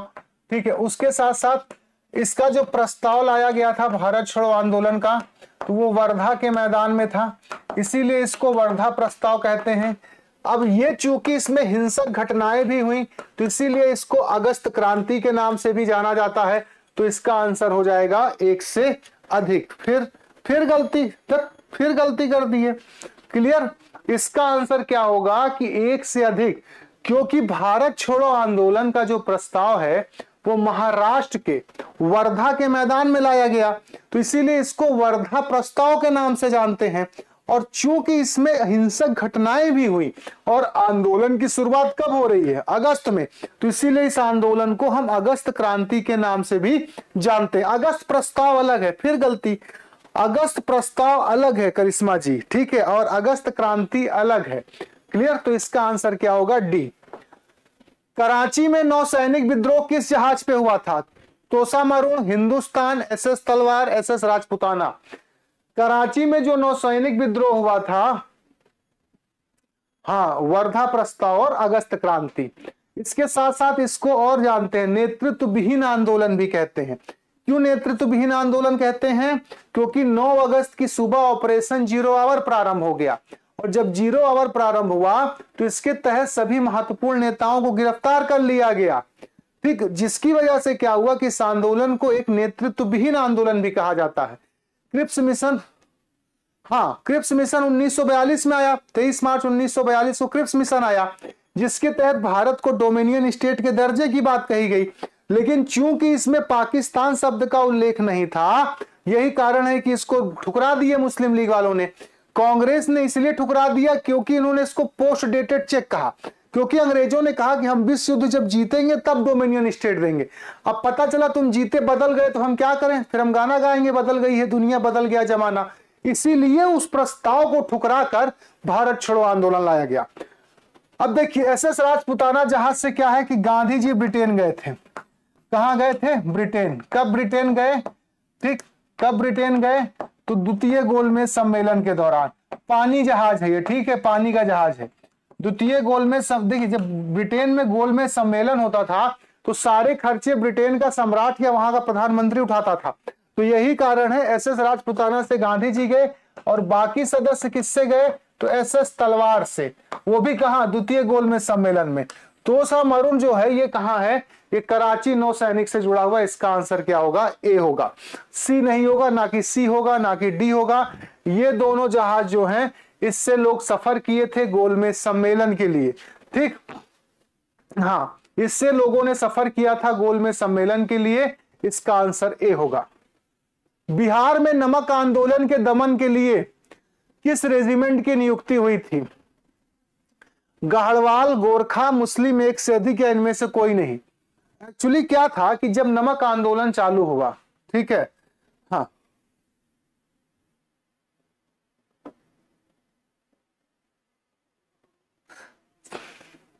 अब वासु जी देखिए, टॉपिक अगर आप अभी पढ़ेंगे तो काफी ज्यादा टाइम लग जाएगा, मेरी बात समझिए। अब गोलमेज सम्मेलन में तो देखिए, तेग बहादुर सप्रू, भीमराव अंबेडकर ने तीनों गोलमेज सम्मेलन में हिस्सा लिया। कांग्रेस का ऐसा कोई भी नेता नहीं था जो तीनों सम्मेलन में हिस्सा लिया, क्योंकि कांग्रेस ने मात्र और मात्र द्वितीय गोलमेज सम्मेलन में हिस्सा लिया था। ठीक है, ये गलत है। अगर कोई आपसे कहता है कि फलाना जो कांग्रेस का सदस्य है उसने तीनों गोलमेज सम्मेलन में हिस्सा लिया, तो ये गलत है। पूरा का पूरा कांग्रेस, ठीक है, केवल और केवल दूसरे गोलमेज सम्मेलन में हिस्सा लिया था, बस। अब ये टॉपिक जब पढ़ाएंगे तो ज्यादा बेटर क्लियर होगा। देखिए, नमक आंदोलन की जो शुरुआत हुई वो 12 मार्च 1930 को हुई। गांधी जी ने भाई मार्च पास्ट स्टार्ट कर दिया। ठीक है, गढ़वाल रेजिमेंट को किनके विरुद्ध बुलाया गया? तो इनको खुदाई खिदमतगार के विरुद्ध बुलाया गया था। अब खुदाई खिदमतगार क्या है? तो खुदाई खिदमतगार एक संगठन था, ठीक, जिसका गठन सॉरी हाँ, तो खुदाई खिदमतगार जो, हाँ, गढ़वाल रेजिमेंट, हाँ, ठीक है, खुदाई खिदमतगार का जो गठन है किसने किया था? तो ये करने वाले जो थे वो थे खान अब्दुल गफ्फार खान, पहले विदेशी जिनको क्या है भारत में नवरत्न दिया गया है। तो ये जो थे चंद्र सिंह गढ़वाली को बुलाया गया, और चंद्र सिंह गढ़वाली ने क्या हुआ, गोली चलाने से मना कर दिया इन पर। अब क्या है कि जो बिहार में जो नमक आंदोलन चला था वहां पर गोरखा रेजिमेंट को बुलाया गया। गोरखा और सिख रेजिमेंट अक्सर बिहार के आंदोलनों का दमन किए हैं। जैसे मैंने आपको बताया था जब 1857 का मैं आपको प्रैक्टिस करा रहा था, तो वहां पर भी जो जगदीशपुर में वीर कुंवर सिंह थे, तो वीर कुंवर सिंह जो हारे बेचारे, मतलब जिनको जो गोली लगी, तो वहां भी सिख और गोरखा रेजिमेंट ही काम था। तो बिहार में भी दमन किसने किया था, गोरखा रेजिमेंट ने नमक आंदोलन का। तो इसका आंसर बी है। अगला प्रश्न है, भारत में पूर्ण स्वाधीनता की मांग सबसे पहले भारत में किसने की। भारत में पूर्ण स्वाधीनता की मांग सबसे पहले किसने किया, भारत की किस पार्टी ने की, पार्टी समझ लीजिए। अब देखिए मुस्लिम लीग तो कभी नहीं करेगा। क्यों नहीं करेगा, क्योंकि उसको पाकिस्तान से मतलब था। उस दिन देखो हार गए थे, तुम जैसा मुंह बना लिए, पिलपिला गए। भारत में होते, भारत कितना अच्छा टीम होता, आज तो बेस्ट टीम है ही है। हम लोग भी जाते लाहौर, घूमते, गाना गाते, कुड़ियां दिलाएं लाहौर विच। लेकिन ठीक है, अब अलग हो गया। मुस्लिम लीग की स्थापना 1906 में हुई थी। कहां पर हुई थी, ढाका में हुआ था। पहली बात तो ये बजा लीजिए। अब क्या है, कांग्रेस की स्थापना 1885 में हुई थी। पूर्ण स्वाधीनता की जो मांग है वो ना मुस्लिम लीग ने किया ना कांग्रेस ने। कांग्रेस एक पार्टी थी, काफी बड़ी पार्टी थी, और आपस में क्या था, यहां समझिएगा, आपस में काफी ज्यादा इनके विवाद होते थे भाई। जैसे नरम दल गरम दल हो गया, असहयोग आंदोलन के समय एनी बेसेंट लोग चीख हार पड़े, लोग इस्तीफा दे देंगे। तो लेकिन पूर्ण स्वाधीनता की मांग सबसे पहले किसने किया था, तो वो करने वाली थी कौन सी, भारत की कम्युनिस्ट पार्टी। किसने किया था, भारत की कम्युनिस्ट पार्टी ने, याद रखिएगा। चलिए अगले सवाल, इन लोगों को एक्सप्लेन करेंगे, बहुत टाइम लगेगा क्योंकि आईएनएम बहुत छोटा टॉपिक है। आपके सिलेबस में देखा जाए, आपके सिलेबस में देखा जाए तो बहुत आईएनएम छोटा टॉपिक है। इंडियन नेशनल मूवमेंट है क्या, 1857 से 1947, कुल मिलाकर 12-13 टॉपिक है। और उस 12-13 टॉपिक में प्रश्न 8-10 तो बनते हैं, तो इसलिए आसान है आप लोगों के लिए। इतिहास एक प्रकरण देखा जाए, एक प्रारूप देखा जाए आईएनएम का, तो इतिहास आपके लिए आसान है। उसमें ज्यादा मेहनत ना करके भी 10 नंबर ला सकते हैं, ठीक है। हाँ, भयंकर, माँ कुछ भयंकर नहीं था, हम जिसको भयंकर समझ लिए वही भयंकर हो गया। हो सकता है मैथ मेरे लिए आसान हो, आपके लिए टफ हो, क्योंकि हम उसको वैसा सोचते हैं। वैसा सोचा मत करिए। भारतीय बोल्शेविक पार्टी का सदस्य कौन था। देखिए बिहार में ऐसे ही सवाल पूछ लेता है, ठीक है, और उसके बाद आदमी कहता है तो पहली बार हम सुने हैं, तो इसीलिए पहली बार मत सुनिए, दूसरी बार सुनिए, ठीक है। भारत में बोल्शेविक पार्टी का सदस्य कौन था, अजीत राय, विश्वनाथ दुबे, एन.दत्त मजुमदार, एक से अधिक या इनमें से कोई नहीं। तो याद रखिएगा, इसके अजीत राय थे, विश्वनाथ दुबे थे और एन.दत्त मजुमदार थे। इसका आंसर क्या होगा, इसका आंसर होगा डी, एक से अधिक। क्लियर। चलिए अगला प्रश्न है, इंडेमिनिटी, मेरा आज का ये आखिरी प्रश्न है। इंडेमिनिटी बिल किस घटना के बाद पारित हुआ। अब हो सकता है बहुत लोग पहली बार ये सुन रहे होंगे कि इंडेमिनिटी बिल होता क्या है, ठीक। अब इंडेमिनिटी बिल की अगर हम बात करें तो क्या हुआ था कि जब जलियांवाला बाग हत्याकांड हुआ, कब, 13 अप्रैल 1919 को। क्यों हुआ था, क्योंकि रॉलेट एक्ट आया गया था 18 मार्च 1919 को, जिसको क्या कहा गया, काला कानून, ठीक। बिना वकील, बिना दलील और बिना अपील वाला भी कानून कहा गया। मतलब संदिग्ध के आधार पर क्या कहना था, हाँ क्या करना था, लोगों को गिरफ्तार कर लेना था। अब मुद्दा क्या है कि उसी के तहत क्या हुआ, तो उसी के तहत जलियांवाला बाग हत्याकांड हुआ 13 मार्च 1919 को, जब ओ डायर के कहने पर आर डायर ने निहत्ती भीड़ पर गोलियां चलवा दी। अंग्रेज इस बात को जानते थे कि वो बहुत बड़ी गलती कर दिए हैं, क्योंकि निहत्ते लोगों को मारना, एक भीड़ पर गोली चलाना बहुत बड़ा क्या कहते हैं गुनाह था। और अंग्रेज जानते थे कि भारत वालों की तरफ से हमारे लिए प्रतिक्रियाएं हो सकती हैं और हम लोग गुनहगार साबित हो सकते हैं। ये तो जैसे प्रकार का वीटो पावर होता है, उसी प्रकार अंग्रेजों ने क्या किया, पहले ही इंडेमिनिटी बिल पास कर दिया। इंडेमिनिटी बिल क्या था कि जो द्रोही, देशद्रोही लोग होंगे या जो लोग जलियांवाला बाग हत्याकांड से जो अंग्रेज जुड़े हैं, उन्हें सजा नहीं होगी। उनका फैसला अंग्रेज करेगा ब्रिटेन बुलाकर लंदन में, वो एक अलग मुद्दा था। तो इंडेमिनिटी बिल सिर्फ ये था कि जो लोग जलियांवाला बाग हत्याकांड के गुनहगार हैं उन्हें सजा नहीं दी जाएगी। तो इसीलिए यह जो बिल लाया गया, ये जलियांवाला बाग हत्याकांड के बाद लाया गया इंडेमनिटी बिल, याद रखिएगा। ये रहा मेरा पोर्शन। शायद इसके बाद अब पॉलिटिक्स का क्लास चलेगा, साइंस वाले सर शायद बाद में आए। ठीक, तो मैम आ रही हैं, उनका स्वागत करिए, जो उसको बरकरार रखिए। फिर मिलते हैं, तब तक के लिए सबको जय हिंद, जय भारत, सभी को धन्यवाद। ले लीजिए।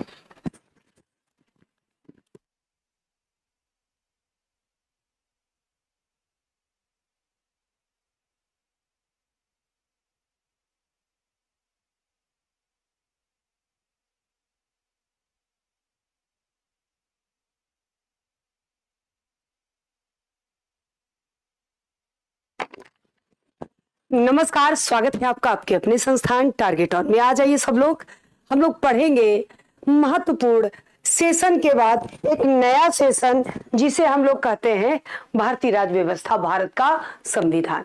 मुझे पता है कि हिस्ट्री के इस जोश के बाद आपको लगेगा एक तारतम्यता बनी रहे, हमारे एग्जाम की तैयारी बहुत महत्वपूर्ण हो, इसके लिए जीएस के सभी पोर्शन चले। तो चलिए जीएस के सभी पोर्शन चले, इसी को ध्यान में रखकर हम लोग पॉलिटी के कुछ क्वेश्चन लेकर चलते हैं। स्वागत है आपका आपके अपने संस्थान टारगेट ऑन में। तो किस लिए? ताकि ये जो बीपीएससी का लक्ष्य है, ये आपका लक्ष्य आपके बिल्कुल करीब पहुंच जाए और आप अपने लक्ष्य को पाकर ये समझे कि वास्तव में हमने अपनी तैयारी को एक आयाम दिया है। क्वेश्चन है आपके सामने, आ जाइए सब लोग। कैसी है प्रियंका, सत्यभान, अरुण, करिश्मा, क्या हाल है सबके? कैसी तैयारी चल रही है? मुझे लग रहा है कि फिलहाल हम लोग जो कोशिश किए हैं, उस कोशिश में हम लोग काफी हद तक अच्छी तैयारी कर चुके हैं, माना जा सकता है। क्लियर? चलिए, भारतीय संविधान की प्रस्तावना में समाजवादी सोशलिस्ट शब्द किस संशोधन द्वारा जोड़ा गया है? क्वेश्चन यही है और इसका आंसर हमें देना है। आप जानते हैं कि 42वां संविधान संशोधन अधिनियम 1976 को मिनी संविधान कहा जाता है। क्यों? क्योंकि भारतीय संविधान में सबसे पहली बार जब परिवर्तन की बात आई थी तो क्या आया था? आप ध्यान से समझिए, इसमें एक कहानी बता दें। मैंने कहा था एक ही क्वेश्चन होगा, लेकिन एक क्वेश्चन से कई क्वेश्चन बनाएंगे। सबसे पहले हमने ये सोचा है, ठीक है। चलिए भाई, जब आपका प्रस्तावना बना तो प्रस्तावना किस पर आधारित है? पहला क्वेश्चन मैंने कहा है एक क्वेश्चन में कई क्वेश्चन बनाएंगे तो आप लोग साथ देंगे। जब भारत की प्रस्तावना बनी तो प्रस्तावना किस पर आधारित है? आप कहेंगे 13 दिसंबर 1946 के उद्देश्य प्रस्ताव पर आधारित है। 13 दिसंबर 1946 के उद्देश्य प्रस्ताव पर आधारित है। ऐसे उद्देश्य प्रस्ताव को संविधान सभा में प्रस्तुत किया था सरिता किसने? पंडित जवाहरलाल नेहरू ने। इसे स्वीकृति मिली थी 22 जनवरी 1947 को, और यही उद्देश्य प्रस्ताव, उद्देश्य का प्रस्तावना या आमुख या प्रियम्बल किसी भी नाम से कहे जानी जाती है। उद्देश्य का प्रस्तावना, आमुख, प्रियम्बल किसी भी नाम से जानी जाती है।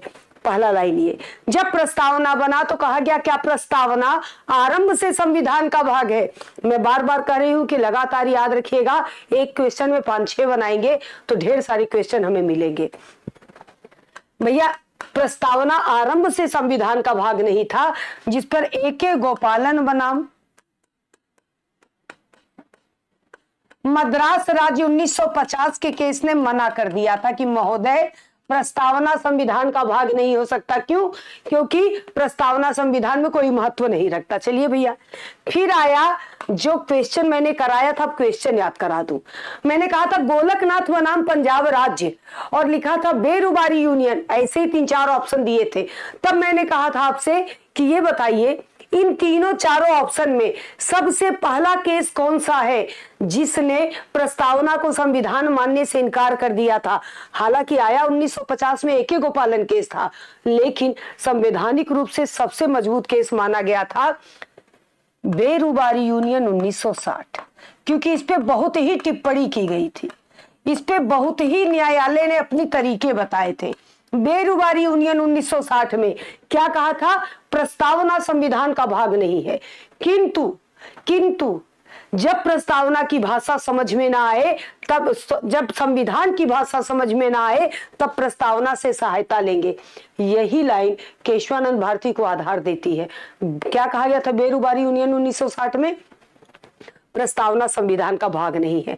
लोगों ने पूछा क्यों? तो इसमें तर्क दिया था सुप्रीम कोर्ट ने कि ना तो ये संविधान को शक्ति प्रदान करता है, ना ही ये शक्ति को सीमित करता है, तो कैसे भाग मान ले? और अगर ये भाग नहीं है तो इसमें संशोधन नहीं किया जा सकता। बेरूबारी यूनियन 1960 ने कहा था कि महोदय, जब जब संविधान की भाषा समझ में ना आए तब तब आप प्रस्तावना के पास चले जाना। अब सब पकड़ लिए बात कि महोदय अगर इसका भाग नहीं है, भाषा समझ में ना आए तो हम उससे सहायता क्यों ले? इसका मतलब भाग है। तीसरा केस आया गोलकनाथ बनाम पंजाब राज्य। क्रम से केस याद कर लीजिएगा, 4 है। गोलकनाथ बनाम पंजाब राज्य 1967। इसमें भी 1960 की बात दोहराया और मना कर दिया कि प्रस्तावना संविधान का भाग नहीं है। चलिए भाई, फिर आया केशवानंद भारती बनाम केरल राज्य। सोचिए, क्वेश्चन आपने एक पूछा है, उस पर 5-6 बनाया है। क्यों? ताकि आपको आगे चलकर दिक्कत ना हो। केशवानंद भारती बनाम केरल राज्य 1973। इन्होंने कहा कि भैया, इन्होंने जो बेरूबारी यूनियन 1960 में अपने निर्णय दिया था, सुप्रीम कोर्ट ने उस निर्णय को पलट दिया और कहा प्रस्तावना संविधान का अभिन्न और महत्वपूर्ण अंग है। प्रस्तावना संविधान का अभिन्न और महत्वपूर्ण अंग है। अगर अंग है तो क्या किया जा सकता है? प्रस्तावना में उसी प्रकार संशोधन किया जा सकता है जिस प्रकार संविधान के अन्य भाग में। यही केस में एक लाइन निर्णय में कहा गया, संविधान में भारतीय संसद के पास संपूर्ण अधिकारिता है कि वह प्रस्तावना सहित संविधान के किसी भी भाग में संशोधन कर सकता है, किंतु basic structure theory of constitution, basic structure theory of constitution, इसका मतलब मूलभूत ढांचे का सिद्धांत या आधारभूत ढांचे का सिद्धांत प्रतिपादित किया गया और कहा कि प्रस्तावना में संशोधन करें, मौलिक अधिकार में संशोधन करें, संसद के किसी भाग में संशोधन करें, लेकिन उसके आधारभूत ढांचे को नहीं छुएंगी। खत्म मामला। ये पूरी कहानी थी। इसी लाइन ने, इसी केस ने, केशवानंद भारती ने एक ही बार संशोधन की अधिकारिता दी कि चलिए भैया आप संशोधन कर सकते हैं। इसी को ध्यान में रखकर एकमात्र 42वें संविधान संशोधन अधिनियम 1976 किया गया। प्रस्तावना में 3 शब्द जोड़े गए। प्रस्तावना में 3 शब्द जोड़े गए, समाजवाद, पंथ निरपेक्षता, अखंडता। मेरी कोशिश होती है कि आपको एक ही क्वेश्चन में सारे क्लियर हो जाएं आपके डाउट्स, आपके पास एक भी डाउट ना बचे। इसलिए मेरी आदत है थोड़ा ज्यादा आपको बता देने की, 2-4 क्वेश्चन आपके इसी में बन जाते हैं। एक बार ही संशोधन किया गया प्रस्तावना में, और क्या जोड़ा गया? समाजवाद, पंथ निरपेक्षता, अखंडता। ये 3 शब्द याद रखना। किस केस से जोड़ा गया? केशवानंद भारती बनाम केरल राज्य से। समझ में आ गया? क्लियर? अब चलिए दूसरा क्वेश्चन। संविधान का 42वां संशोधन निम्नलिखित में से किस वर्ष पारित किया गया? अब आपको इसलिए इजी लगेगा कि हम लोग पढ़ चुके हैं, इसलिए इजी लगेगा। चलिए भैया, तो किसमें था? 42वां संविधान संशोधन अधिनियम 1976 था। जितने क्वेश्चन बने, हमारी पहली प्रायोरिटी होनी चाहिए कि वो सारे क्वेश्चन हम लोगों का तैयार रहे। भारतीय संविधान का कौन सा भाग व्यापार और वाणिज्य से संबंधित है? एक बार बताइए। अनुच्छेद 301 की अगर हम लोग बात करें, भारत के सभी राज्य को, सभी अंतरराज्यीय व्यापारियों को भारत के आंतरिक मामलों में, सभी राज्य को भारत के आंतरिक मामलों में व्यापार वाणिज्य की स्वतंत्रता प्रदान करता है। व्यापार वाणिज्य की स्वतंत्रता प्रदान करता है। बात समझ में आ गई? ये है आपके 301। अनुच्छेद 302 की बात करें, ये कहां है? केवल इसको समझना है। अनुच्छेद 302 की बात करें तो अनुच्छेद 302 कहता है ये भाग 13 है। अनुच्छेद 302 कहता है कि संसद के पास अधिकारिता है, संसद कोई भी नियम कानून बनाकर इनके व्यापार वाणिज्य की स्वतंत्रता को सीमित कर सकती है।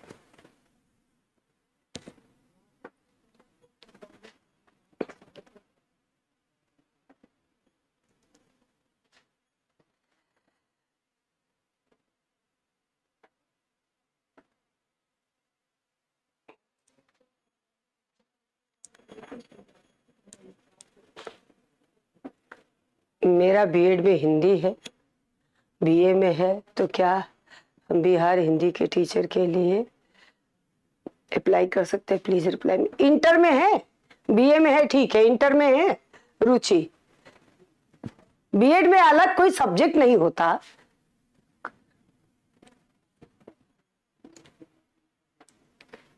तीन शब्द जोड़े गए अरुण, कहा कौन सर से आप पढ़ लिए?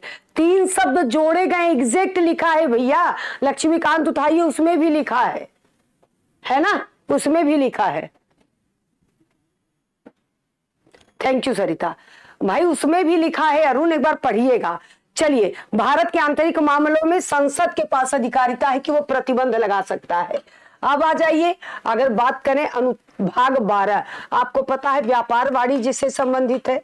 भाग 12 वित्तीय मतलब है केंद्र राज्य संबंध में। अगर भाग 12 में चलिए तो भाग 12 किससे संबंधित है? केंद्र राज्य संबंध में भाग 12 वित्तीय प्रबंधन से संबंधित है, जिसमें हम लोग क्या करते हैं? वित्त आयोग पढ़ते हैं, अंतरराज्यीय परिषद पढ़ते हैं, सरकारी आयोग पढ़ते हैं, ये सारा पढ़ते हैं। ठीक है, चलिए भाग 14 की बात करें। आपको पता है कि भाग 14 निर्वाचन की बात करता है। आ जाइए, ठीक, भाग 14 निर्वाचन की बात करता है। 15 में लोक सेवा की बात कर लीजिए। यही स्टेट में नहीं, आपने अरुण पढ़ा गलत होगा, हो सकता है आपने गलत पढ़ा। ठीक है, तो आ जाइए भाग 15 निर्वाचन, प्लीज एक बार पढ़ लीजिए। रुचि आपका इंटर में है कि नहीं? बीएड कोई सब्जेक्ट मायने नहीं रखता। ठीक, अब आ जाइए, ये लोक सेवा आयोग के अधीन सेवाएं, तो किसकी बात किया गया? एक ही बात किया गया। प्लीज यहां हम लोग क्वेश्चन सॉल्व कर रहे हैं, क्वेश्चन सॉल्व करिए। रुचि आपकी जो दिक्कत है, इसमें बीएड कोई स्पेशल सब्जेक्ट नहीं है। आप देखिए 12th और बीए दोनों में अगर आपके पास है तो आप आराम से हिंदी संस्कृत भी हो तो भी आपके लिए एलिजिबल होगा। ठीक, एक बार अरुण फिर से आप क्लास पढ़िएगा। किया कुछ और गया होगा, आपको समझ में कुछ और आया होगा। एक बार प्लीज पढ़िएगा। 3 ही शब्द के लिए कहा गया, हालांकि जोड़े 4 शब्द गए, एक शब्द निरर्थक शब्द था, नहीं मतलब और, एक शब्द निरर्थक शब्द था और, समाजवाद, पंथ निरपेक्षता और अखंडता, तो और का मतलब नहीं था, इसीलिए आज तक 3 पूछा जाता है। अगर बहुत डीप में पूछा जाए तो ये लाइन याद रखना कि मैम ने बताया है और शब्द भी था लेकिन वह निरर्थक था, इसलिए 4 शब्द ना मान के 3 ही माना गया है। ठीक है, केंद्र राज्य संबंधों से संबंधित मुद्दों की जांच के लिए केंद्र सरकार द्वारा सरकारी आयोग की नियुक्ति कब की गई? पूछा जरूर जाता है। सरकारी आयोग, अंतरराज्यीय परिषद, वित्त आयोग से क्वेश्चन जरूर बनते। एक बार बताइए मुझे, भारत सरकार द्वारा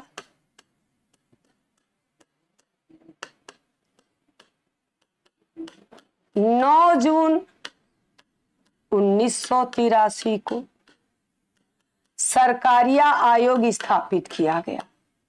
भारत सरकार द्वारा 9 जून 1983 को सरकारिया आयोग स्थापित किया गया। चूंकि इसके अध्यक्ष थे रिटायर्ड जज थे आर.एस. सरकारिया, राजेंद्र सिंह सरकारिया, आर.एस. सरकारिया। इन्हीं के नाम से क्या किया गया? इन्हीं के नाम से सरकारिया आयोग गठित हुआ। आर.एस. सरकारिया ये क्या थे? ये न्यायाधीश थे रिटायर्ड, यही सरकारिया आयोग के अध्यक्ष हुए 9 जून 1983 को। इन्हीं के नाम पर सरकारिया आयोग क्या हो गया? गठित हो गया। बात समझ में आ गई? सरकारिया आयोग करता क्या है? सरकारिया आयोग पूछा जाए कि सबसे पहले जब गठित हुआ था 1983 में कितने सदस्य था, तो याद रखना ये 3 सदस्य था। नोट कर लेना, हो सकता है क्वेश्चन बन जाए। ये 3 सदस्य था। एक तो अध्यक्ष हो गए RS सरकारिया, ठीक है, एक अध्यक्ष हो गए RS सरकारिया। दूसरे कौन है? 2 सब्जेक्ट में याद रखना 2 नाम, श्री B शिवरामन,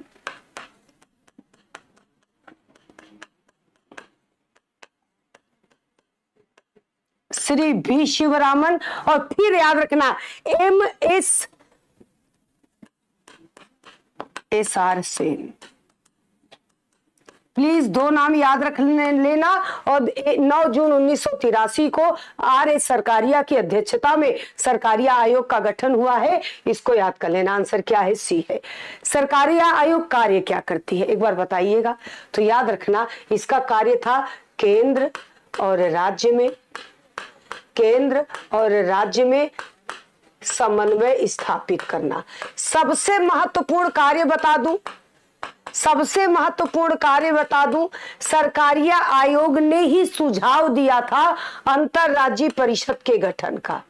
सरकारिया आयोग ने ही सुझाव दिया था अंतरराज्यीय परिषद के गठन का।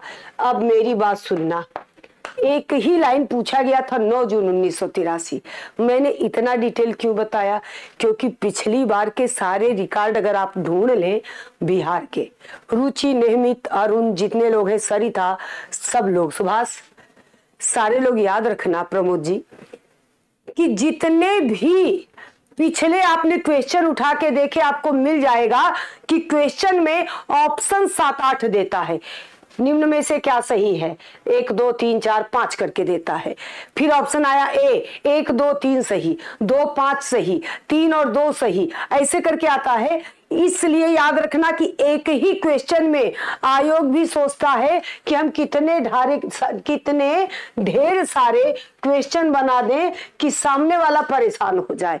तो इसलिए याद करके जाना कि इसकी सरकारी आयोग की सबसे महत्वपूर्ण अगर कोई उपलब्धि थी तो अंतरराज्यीय परिषद की गठन की इन्होंने बात की थी, ये थी। और दूसरा केंद्र राज्य में समन्वय कैसे स्थापित रहे, इसकी पहल सरकारी आयोग की थी। बार बार याद दिला रहे, आजकल क्वेश्चन इतना बड़ा आता है, आंसर इतना छोटा रहता है, इसलिए इतना डिटेल पढ़ाते हैं कि आपसे कोई क्वेश्चन जाने ना पाए। भारत में वैध संप्रभुता निहित है, एक बार बताइए।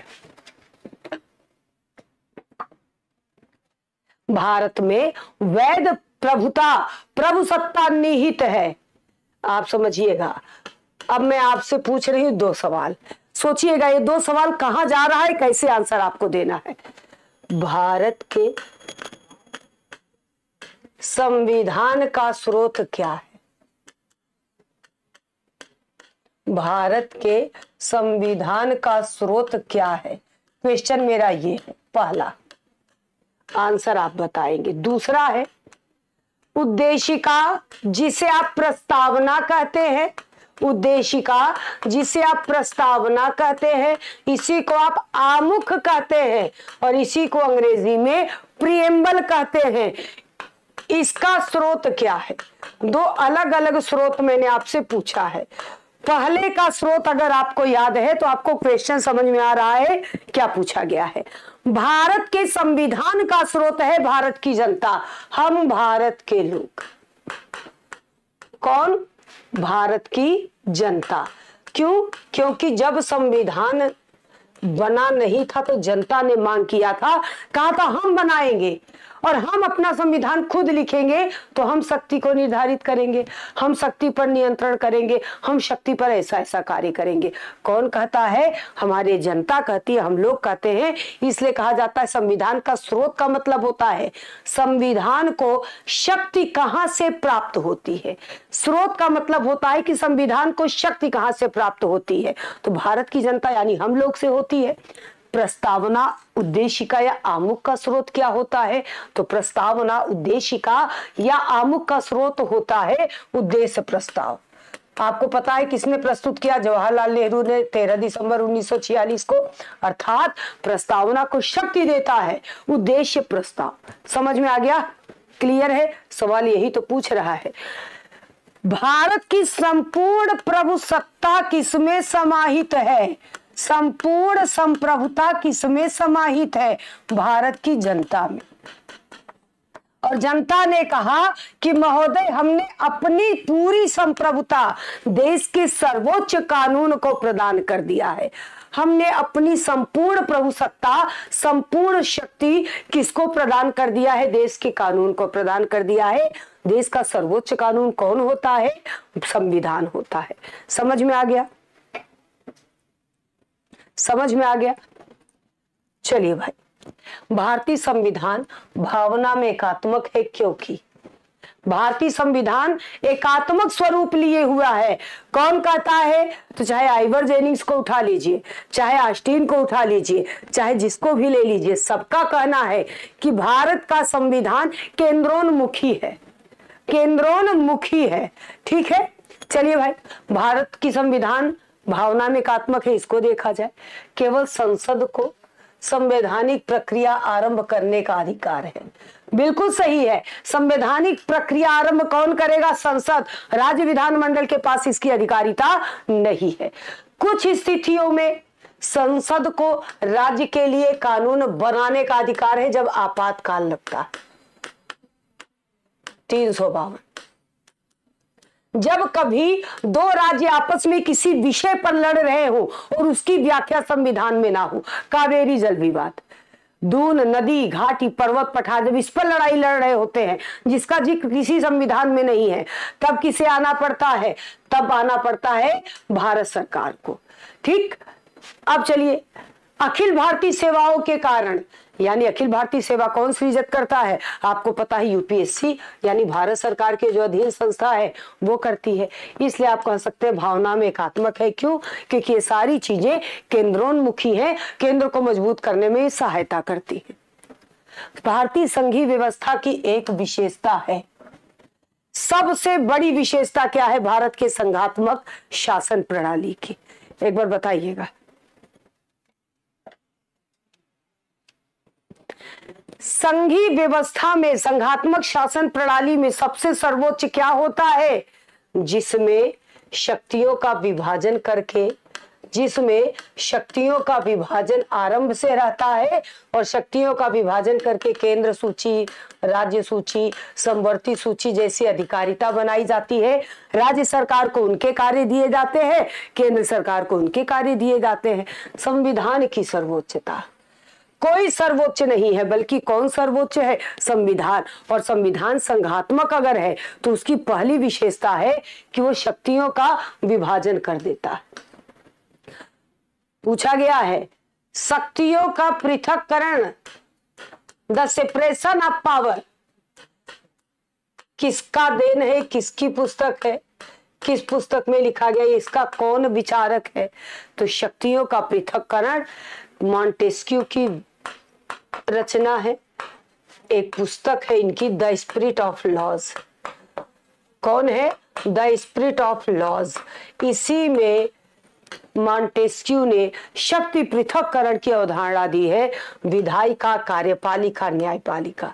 तो वही जब संघात्मक शासन प्रणाली की ओर हम लोग जाते हैं, संविधान सर्वोच्च है। क्यों? क्योंकि संविधान क्या करता है? संविधान एक कार्य करता है, वो शक्तियों का पृथक्करण करने के लिए पहले से ही अपने पास सारी शक्ति रखता है, ताकि राज्य और केंद्र जब लड़े तो संविधान के नियम की ओर वो पलट कर एक बार देखें। भारत में वयस्क मताधिकार की उम्र सीमा क्या है? यहां दो क्वेश्चन हम लोग बना सकते हैं, अगर आपको याद आए तो।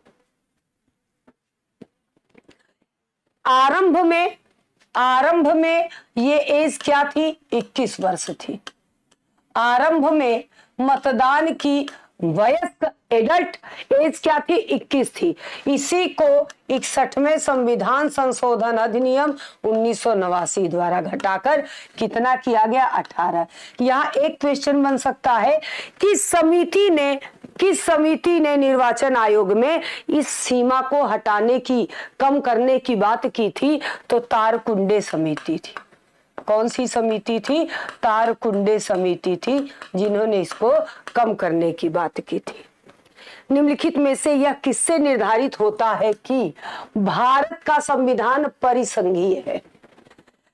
यहां से खूब क्वेश्चन बने भाई, संविधान के जितने भी क्वेश्चन आपको मिले यहां से खूब मिले। संविधान लिखित और अनम्य है, न्यायपालिका स्वतंत्र है, केंद्र एवं राज्य के बीच शक्तियों का निवारण है, अवशिष्ट शक्तियां केंद्र में समाहित हैं। परिसंघीय शासन की सबसे प्रमुख विशेषता बताइए। परिसंघ का मतलब क्या होता है? परिसंघ का मतलब ही होता है राज्य ने आपस में मिलकर एक कॉन्ट्रैक्ट करके संघ का निर्माण किया है कि चलो अपनी सुरक्षा के लिए, अपने विकास के लिए क्या करते हैं, एक मजबूत संघ का विकास करते हैं, लेकिन इसमें विषय आरंभ से ही बना रहे, विषय आरंभ से ही निर्धारित रहे, ये ज्यादा जरूरी होगा। तो क्या होगा, क्या होगा? परिसंघ केंद्र एवं राज्य के बीच शक्तियों का निवारण करता है। परिसंघीय संविधान कॉन्ट्रैक्ट करता है, परिसंघीय संविधान कॉन्ट्रैक्ट करता है, इसलिए ये लिखित भी होता है और अनम्य भी होता है। लेकिन परिसंघ में सबसे पहले याद रखना एक कॉन्ट्रैक्ट हुआ था, सबसे पहले एक कॉन्ट्रैक्ट हुआ था, और कॉन्ट्रैक्ट कहता है कि चलो हम लोग मिलकर क्या करें, एक संघ का निर्माण करें, एक संघ का निर्माण करें। इसका मतलब संविधान लिखित और अनम्य है, केंद्र एवं राज्यों के बीच शक्तियों का विस्तार है। एकदम से इसलिए याद रखना इसको, क्योंकि पूछा जाएगा निम्न में से क्या सही है, तो ये दोनों होगा। लेकिन अगर पहली प्रायोरिटी लेंगे, ये दोनों सही होगा, लेकिन अगर आप पहली प्रायोरिटी लेंगे इसमें, तो पहली प्रायोरिटी में ए जाएगा, पहली प्रायोरिटी में ए जाएगा, क्योंकि संविदा होती है, संविदा बिना लिखे बिना शर्तों के नहीं होती है। लेकिन जब पूछा जाए निम्न में से क्या सही है, तो दोनों सही हैं, पहले पे ये बाद में ये। समझ में आ गया? क्लियर है? भारत के संविधान में संघीय शब्द की जगह किन दो शब्दों को स्थान दिया गया है? चलिए भाई, भारत एक संघात्मक शासन का द्योतक है, और भारत में संघीय शासन प्रणाली कनाडा के संविधान से लिया गया। यहां भी कहा जाता है भारत राज्यों का संघ है। अमेरिका कहता है कि मैं संघीय राज्य हूं, अमेरिका कहता है कि मैं संघीय राज्य हूं, भारत कहता है मैं राज्यों का एक संघ हूं, ये कहता मैं फेडरल ऑफ स्टेट हूं, मैं फेडरल ऑफ स्टेट हूं। भारत कहता है भैया मेरे यहां अगर आप आएंगे तो राज्यों का एक संघ का मतलब है मैं यूनियन ऑफ स्टेट हूं। अर्थात भारत अर्थात इंडिया, अनुच्छेद 1 क्या कहता है? भारत अर्थात इंडिया राज्यों का एक संघ होगा, आर्टिकल 1 कहता है। और इस संघ में समाहित होंगे वे जो पहली अनुसूची में भी निर्दिष्ट है, कौन? राज्य के राज्य क्षेत्र, संघ राज्य क्षेत्र, और बाहर से जो अर्जित किए जाएंगे वो सारे। याद आ गया? तो राज्यों का एक संघ कहा गया, यूनियन ऑफ स्टेट। क्लियर है? भारतीय संविधान का अभिभावक कौन होता है? अभिभावक का मतलब गार्जियन, संरक्षक, किसे आप मानते? भारतीय संविधान का अभिभावक कौन होता है? जो क्या करता है? संरक्षक का मतलब क्या है? विधि के शासन को बनाए रखता है,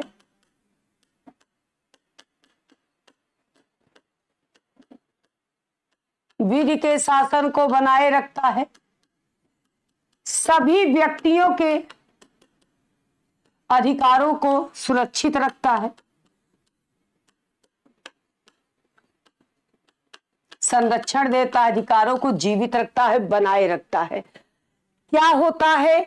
तो याद रखना भारतीय संविधान चूंकि कहीं ना कहीं संघात्मक की विशेषता लिए हुए है, इसलिए संघीय शासन प्रणाली की पहली विशेषता होती है जब केंद्र राज्य लड़े, राज्य और नागरिक लड़े, तो ऐसे विवाद के निपटारे के लिए एक सर्वोच्च न्यायालय होना चाहिए जो किसके रूप में कार्य करेगा? संविधान के गार्जियन के रूप में कार्य करेगा, संविधान के संरक्षक के रूप में कार्य करेगा। समझ में आ गया? भारत में सर्वोच्च माना गया है। भारत में किसको सर्वोच्च माना गया है? सबसे सर्वोच्च कानून कौन सा है? सारे विधियों की जननी, सभी विधियों की जननी किसी भी देश में कौन होता है? जो सबसे सर्वोच्च कानून होता है, जन कानून जिसे संविधान कहते हैं, जन कानून जिसे संविधान कहते हैं, भारत का संविधान मान्यता प्रदान करता है।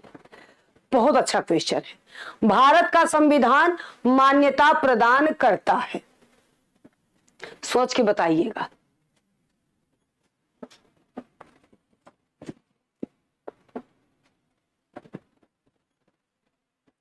चूंकि भारतीय संविधान में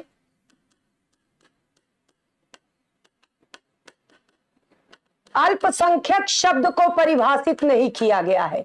पहला लाइन याद रखना, अल्पसंख्यक शब्द को परिभाषित नहीं किया गया है। पहला लाइन याद रखना कि यह परिभाषित नहीं है। अब आ जाइए, अगर परिभाषित नहीं है तो अल्पसंख्यक क्या है? केवल आधार बताए गए हैं, और इस आधार पे कहा गया कि भारत में 6 संप्रदाय ऐसे हैं जो कौन है? अल्पसंख्यक है। पारसी, ईसाई, मुस्लिम,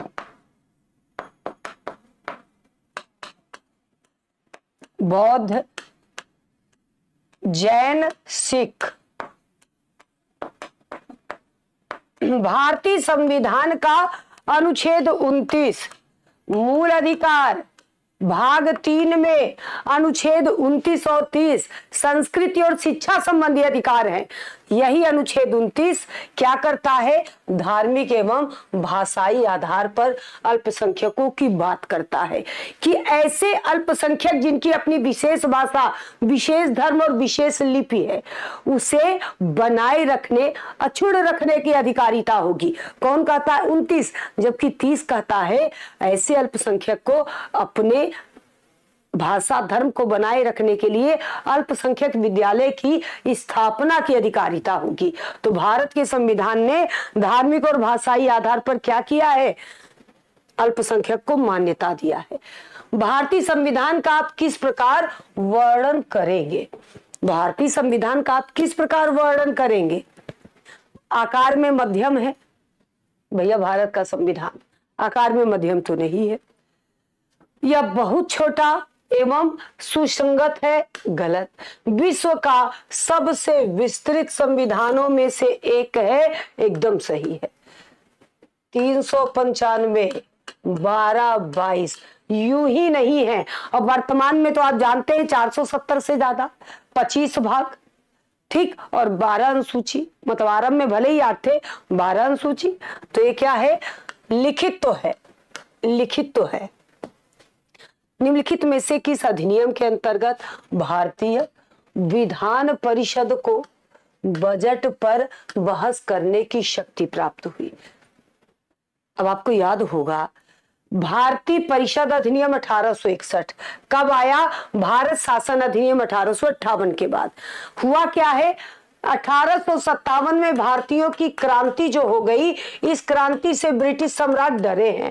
पूरी ब्रिटिश सत्ता हिल गई और ब्रिटिश सत्ता कह रही है कि महोदय एक काम कर लीजिए, ये काम ये कर लीजिए कि भारतीयों को नाम मात्र के लिए शामिल करिए। अगर शामिल नहीं करेंगे तो फिर से ये क्रांति करेंगे, विद्रोह करेंगे। तो 1861 में क्या किया गया? इन्हें सिर्फ दिखावे के लिए शामिल किया गया, मना कर दिया गया। ना तो बजट पर बहस करेंगे, ना कोई प्रश्न पूछेंगे, ना पूरक ना पूरक, कुछ नहीं। सिर्फ चुपचाप आकर क्या करेंगे? आप हमारे विधानसभा में बैठेंगे। भारतीयों को पहली बार प्रतिनिधित्व मिला, भारतीयों को पहली बार प्रतिनिधित्व मिला। जब पूछा जाए भारत को पहली बार प्रतिनिधित्व मिला, तो विधि बनाने में भारतीयों से सहयोग ही लिया गया 1861 में। 1892 एक ऐसा अधिनियम है जहां इनको बजट पर बहस करने का और प्रश्न करने का अधिकार मिला, किंतु पूरक अनुपूरक का अधिकार नहीं। पूरक अनुपूरक का अधिकार नहीं, बस इतना जरूर याद रखना। तो चलो भाई, 58 में क्या करता है? आंसर ये दे रहा है कि भारत परिषद अधिनियम 1892। आपको 1861 याद हो, जब पहली बार भारतीयों से विधि निर्माण में सहयोग सहायता लिया गया, तो इसी समय 3 भारतीयों को वायसराय की कार्यकारिणी परिषद में शामिल किया गया। कौन थे? बनारस के राजा पटियाला के महाराजा सर दिनकर राव, तीन लोग आए थे। बनारस के राजा को शामिल किया गया था, पटियाला के महाराजा को शामिल किया गया था, सर दिनकर राव को शामिल किया गया था। याद है? बनारस के राजा, पटियाला के महाराजा और सर दिनकर राव। ये है 1862 यानी 1861 के देन, लेकिन बजट पर बहस 1892। सूची 1 को सूची 2 के साथ सुमेलित कीजिए। नीचे दिए गए कूट से सही उत्तर का चयन कीजिए। बताइए। नियंत्रक प्रणाली, आप इसे कहते हैं बोर्ड ऑफ कंट्रोल। इसे आप कहते हैं बोर्ड ऑफ कंट्रोल। भैया नियंत्रण प्रणाली बोर्ड ऑफ कंट्रोल कब आया? तो आपको याद होगा ये 1784 में आया था। ब्रिटिश सम्राट बोर्ड ऑफ कंट्रोल के सदस्यों का गठन करता है, जिसमें राज्य सचिव इसकी अध्यक्षता करता था। बी में आ जाइए। किस अधिनियम द्वारा सर्वोच्च न्यायालय की स्थापना की बात की गई? तो आप कहेंगे चार्टर एक्ट 1773 के द्वारा। तो बी का फर्स्ट हो गया।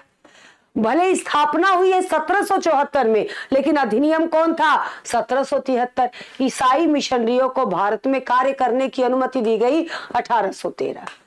कहा गया धर्म का प्रचार प्रसार करिए, शिक्षा साहित्य को प्रोत्साहित करिए, छूट दी गई थी। चलिए, गवर्नर जनरल की परिषद में कानूनी सदस्य लॉर्ड मैकाले कब आया था? आपको भी पता है कि 1833 में आया था। किसने लिखा है 2-1-3-4? जिसने भी 2-1-3-4 लिखा वह बिल्कुल सही है। बी सही है पवन। थैंक यू हेमचंद्रा जी, धन्यवाद। ये क्या सही है? बी सही है। निम्नलिखित में से किस अधिनियम में कलकत्ता में सर्वोच्च न्यायालय की स्थापना का प्रावधान किया गया था? देख लीजिए, क्वेश्चन पूछा गया है, बताइए।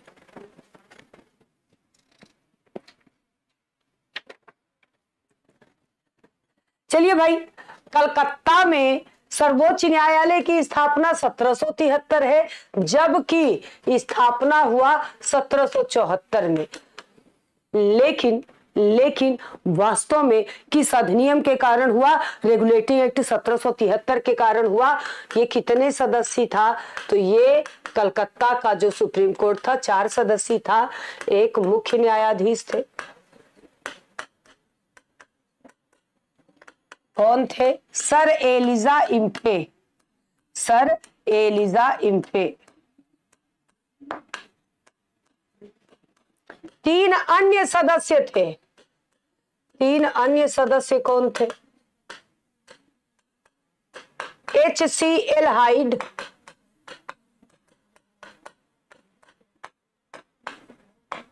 दूसरे थे चैम्बर्स, तीसरे थे लिमेस्टर। ये है आपका 1773 का रेगुलेटिंग एक्ट, और ये है आपके 1774 में जो 4 सदस्यीय कलकत्ता में सर्वोच्च न्यायालय स्थापित हुआ था। ये अंतिम अपीली न्यायालय नहीं था, इसके विरुद्ध अपील होती थी प्रीवी काउंसिल में। और ये प्रीवी काउंसिल कहाँ था? ये प्रीवी काउंसिल था लंदन में।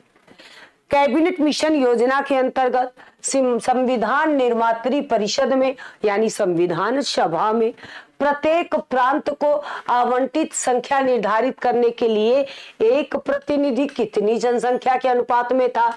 भैया सबसे पहले संविधान सभा कैबिनेट मिशन पर आधारित था। कैबिनेट मिशन की देन है। संविधान सभा क्या करेगी? संविधान का गठन करेगी। कैबिनेट मिशन ने कहा ऐसे संविधान सभा में जो संविधान सभा के सदस्य होंगे उनका निर्वाचन होगा 389 सदस्यों का, जिसमें कल ही पढ़ाया था 292 ब्रिटिश भारत के 11 प्रांत के लोग होंगे, 4 चीफ कमिश्नरी क्षेत्र के लोग होंगे, 93 देसी रियासत होगी। और आपको याद होगा देसी रियासत ने कहा महोदय कैबिनेट मिशन ने कहा है मैं शामिल हो जाऊं या ना हो मेरी इच्छा है, मैं नहीं आने वाला। तो आगे चलकर क्या हुआ था? 296 सदस्यों का निर्वाचन हुआ था, जिसमें 208 कांग्रेस को मिला था, 73 मुस्लिम लीग को मिला था, 15 अन्य को मिला था। उन्होंने समर्थन दे दिया था कांग्रेस को, सरकार कांग्रेस ने बनाया था, हम पढ़ चुके थे।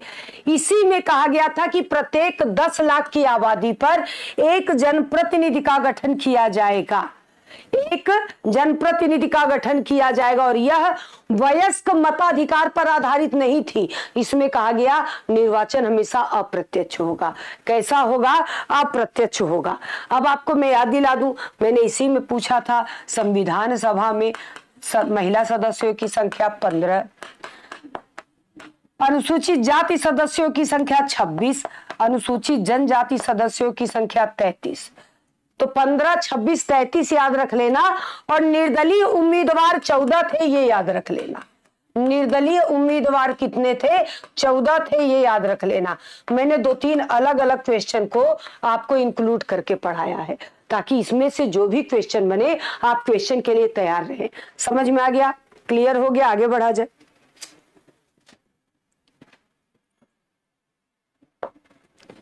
राष्ट्रपति का अध्यादेश निर्गत करने की शक्ति, आपको याद होगा हम लोग पढ़ते हैं ना भाग 5 में अनुच्छेद 123। अनुच्छेद 123 क्या कहता है? जब संसद का कोई एक सत्र, संसद का कोई एक सदन सत्र में हो, या दोनों सदन सत्र में ना हो,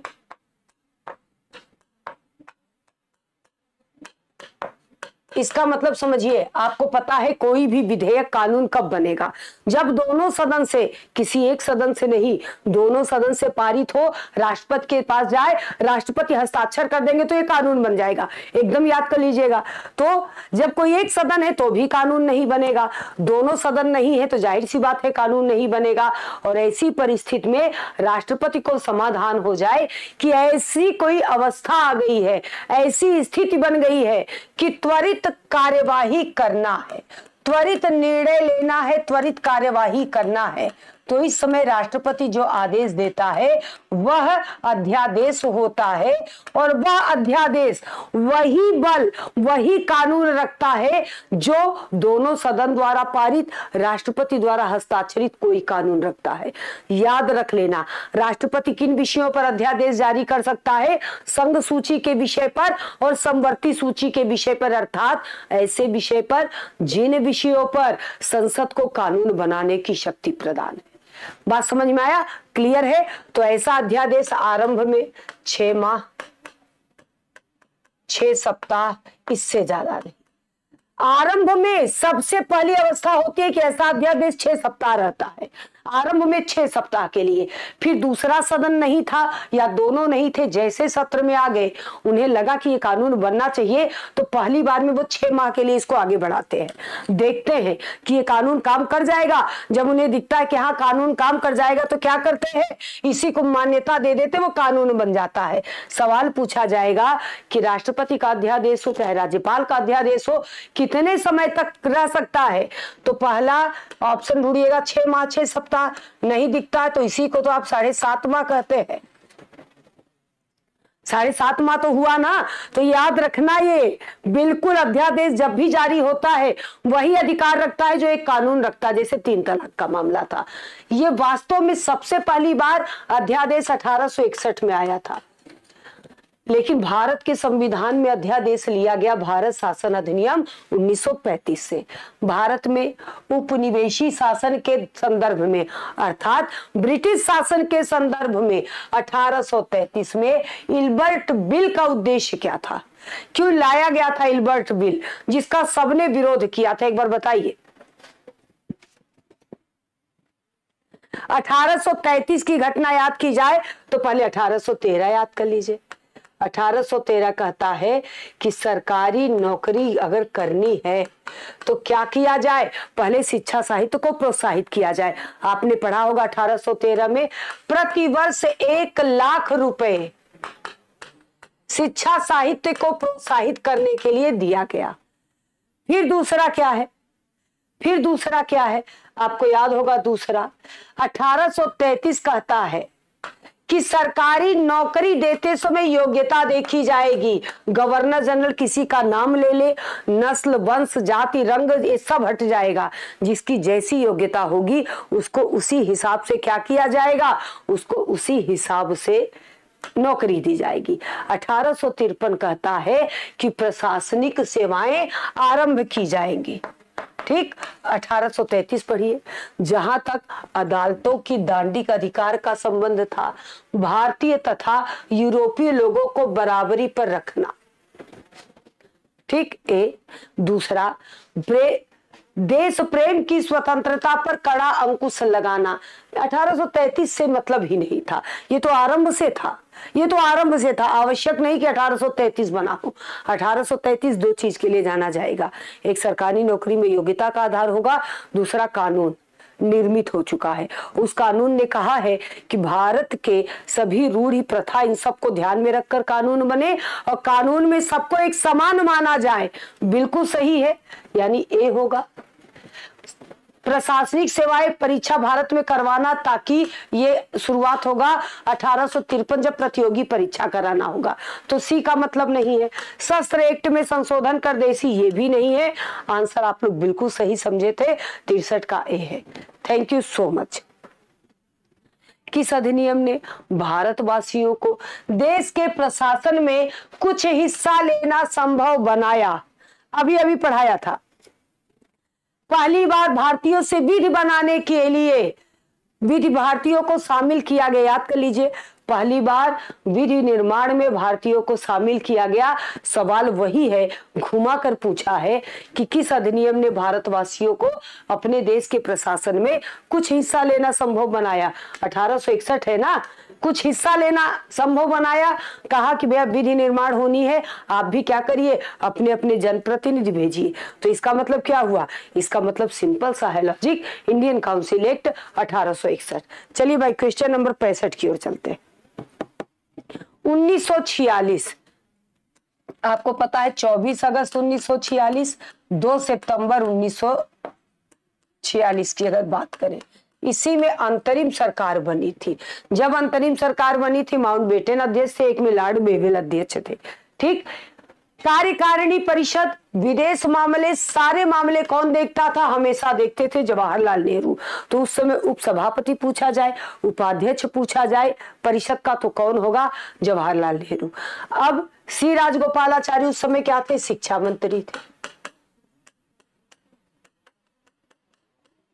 डॉक्टर राजेंद्र प्रसाद क्या थे? डॉक्टर राजेंद्र प्रसाद कृषि खाद्य मंत्री थे। याद आया?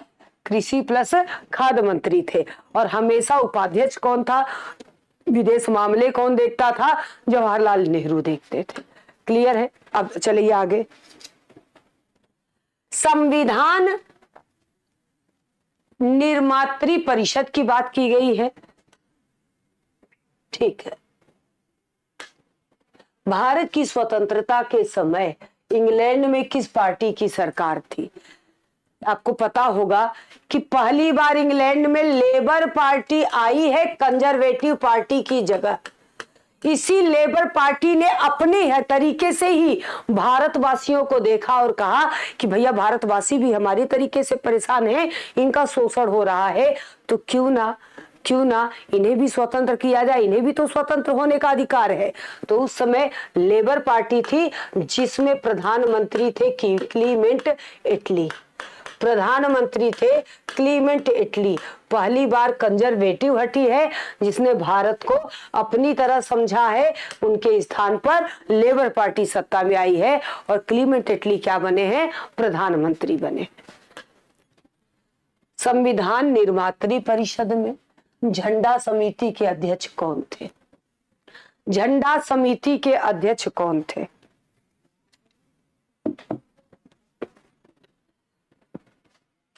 मौलिक अधिकार उप समिति,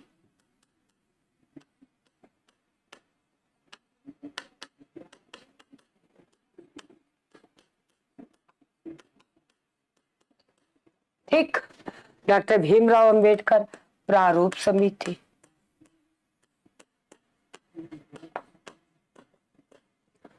झंडा समिति डॉक्टर राजेंद्र प्रसाद है। झंडा समिति की पहल थी कि 22 जुलाई 1947 को भारतीय ध्वज स्वीकार किया गया। लंबाई चौड़ाई का अनुपात किसी को याद है?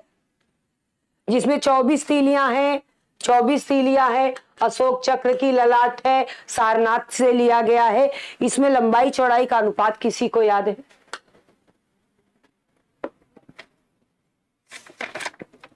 लंबाई चौड़ाई का अनुपात किसी को याद है?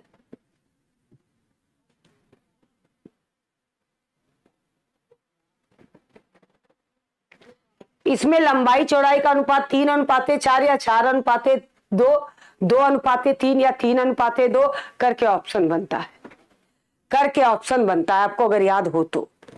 ठीक है, तो इसलिए उस ऑप्शन को याद रखिएगा और जरूर पढ़िएगा। 3:2 लिखिए, चाहे 2:3 लिखिए, 4 यानी अनुपात उल्टा सीधा आप लिख सकते हैं, ये चलेगा, लेकिन अनुपात जरूर याद हो, रेशियो जरूर याद हो। चलिए भाई, हमने बताया ही था 10 लाख पर एक जनसंख्या, एक प्रतिनिधि की बात की गई है। 3:4, तो 2:3 क्या है पवन? 3:2 क्या है? केसरिया, सफेद, हरा। आपको पता है कि 3 धारियां हैं, केसरिया है ऊपर, सफेद बीच में, नीचे हरा। भाई केसरिया आपको क्या करता है? शौर्यता दर्शाता है। सफेद शांति का प्रतीक है, हरा आपकी समृद्धि का प्रतीक है। बीच में जो चक्र है जिसमें 24 तीलियां हैं, ये न्याय का प्रतीक है, कर्तव्य का प्रतीक है। कहां से लिया गया है? सारनाथ से लिया गया है। एकदम याद कर लेना। 3:4 या 4:3 बिल्कुल याद कर लेना। बात समझ में आया?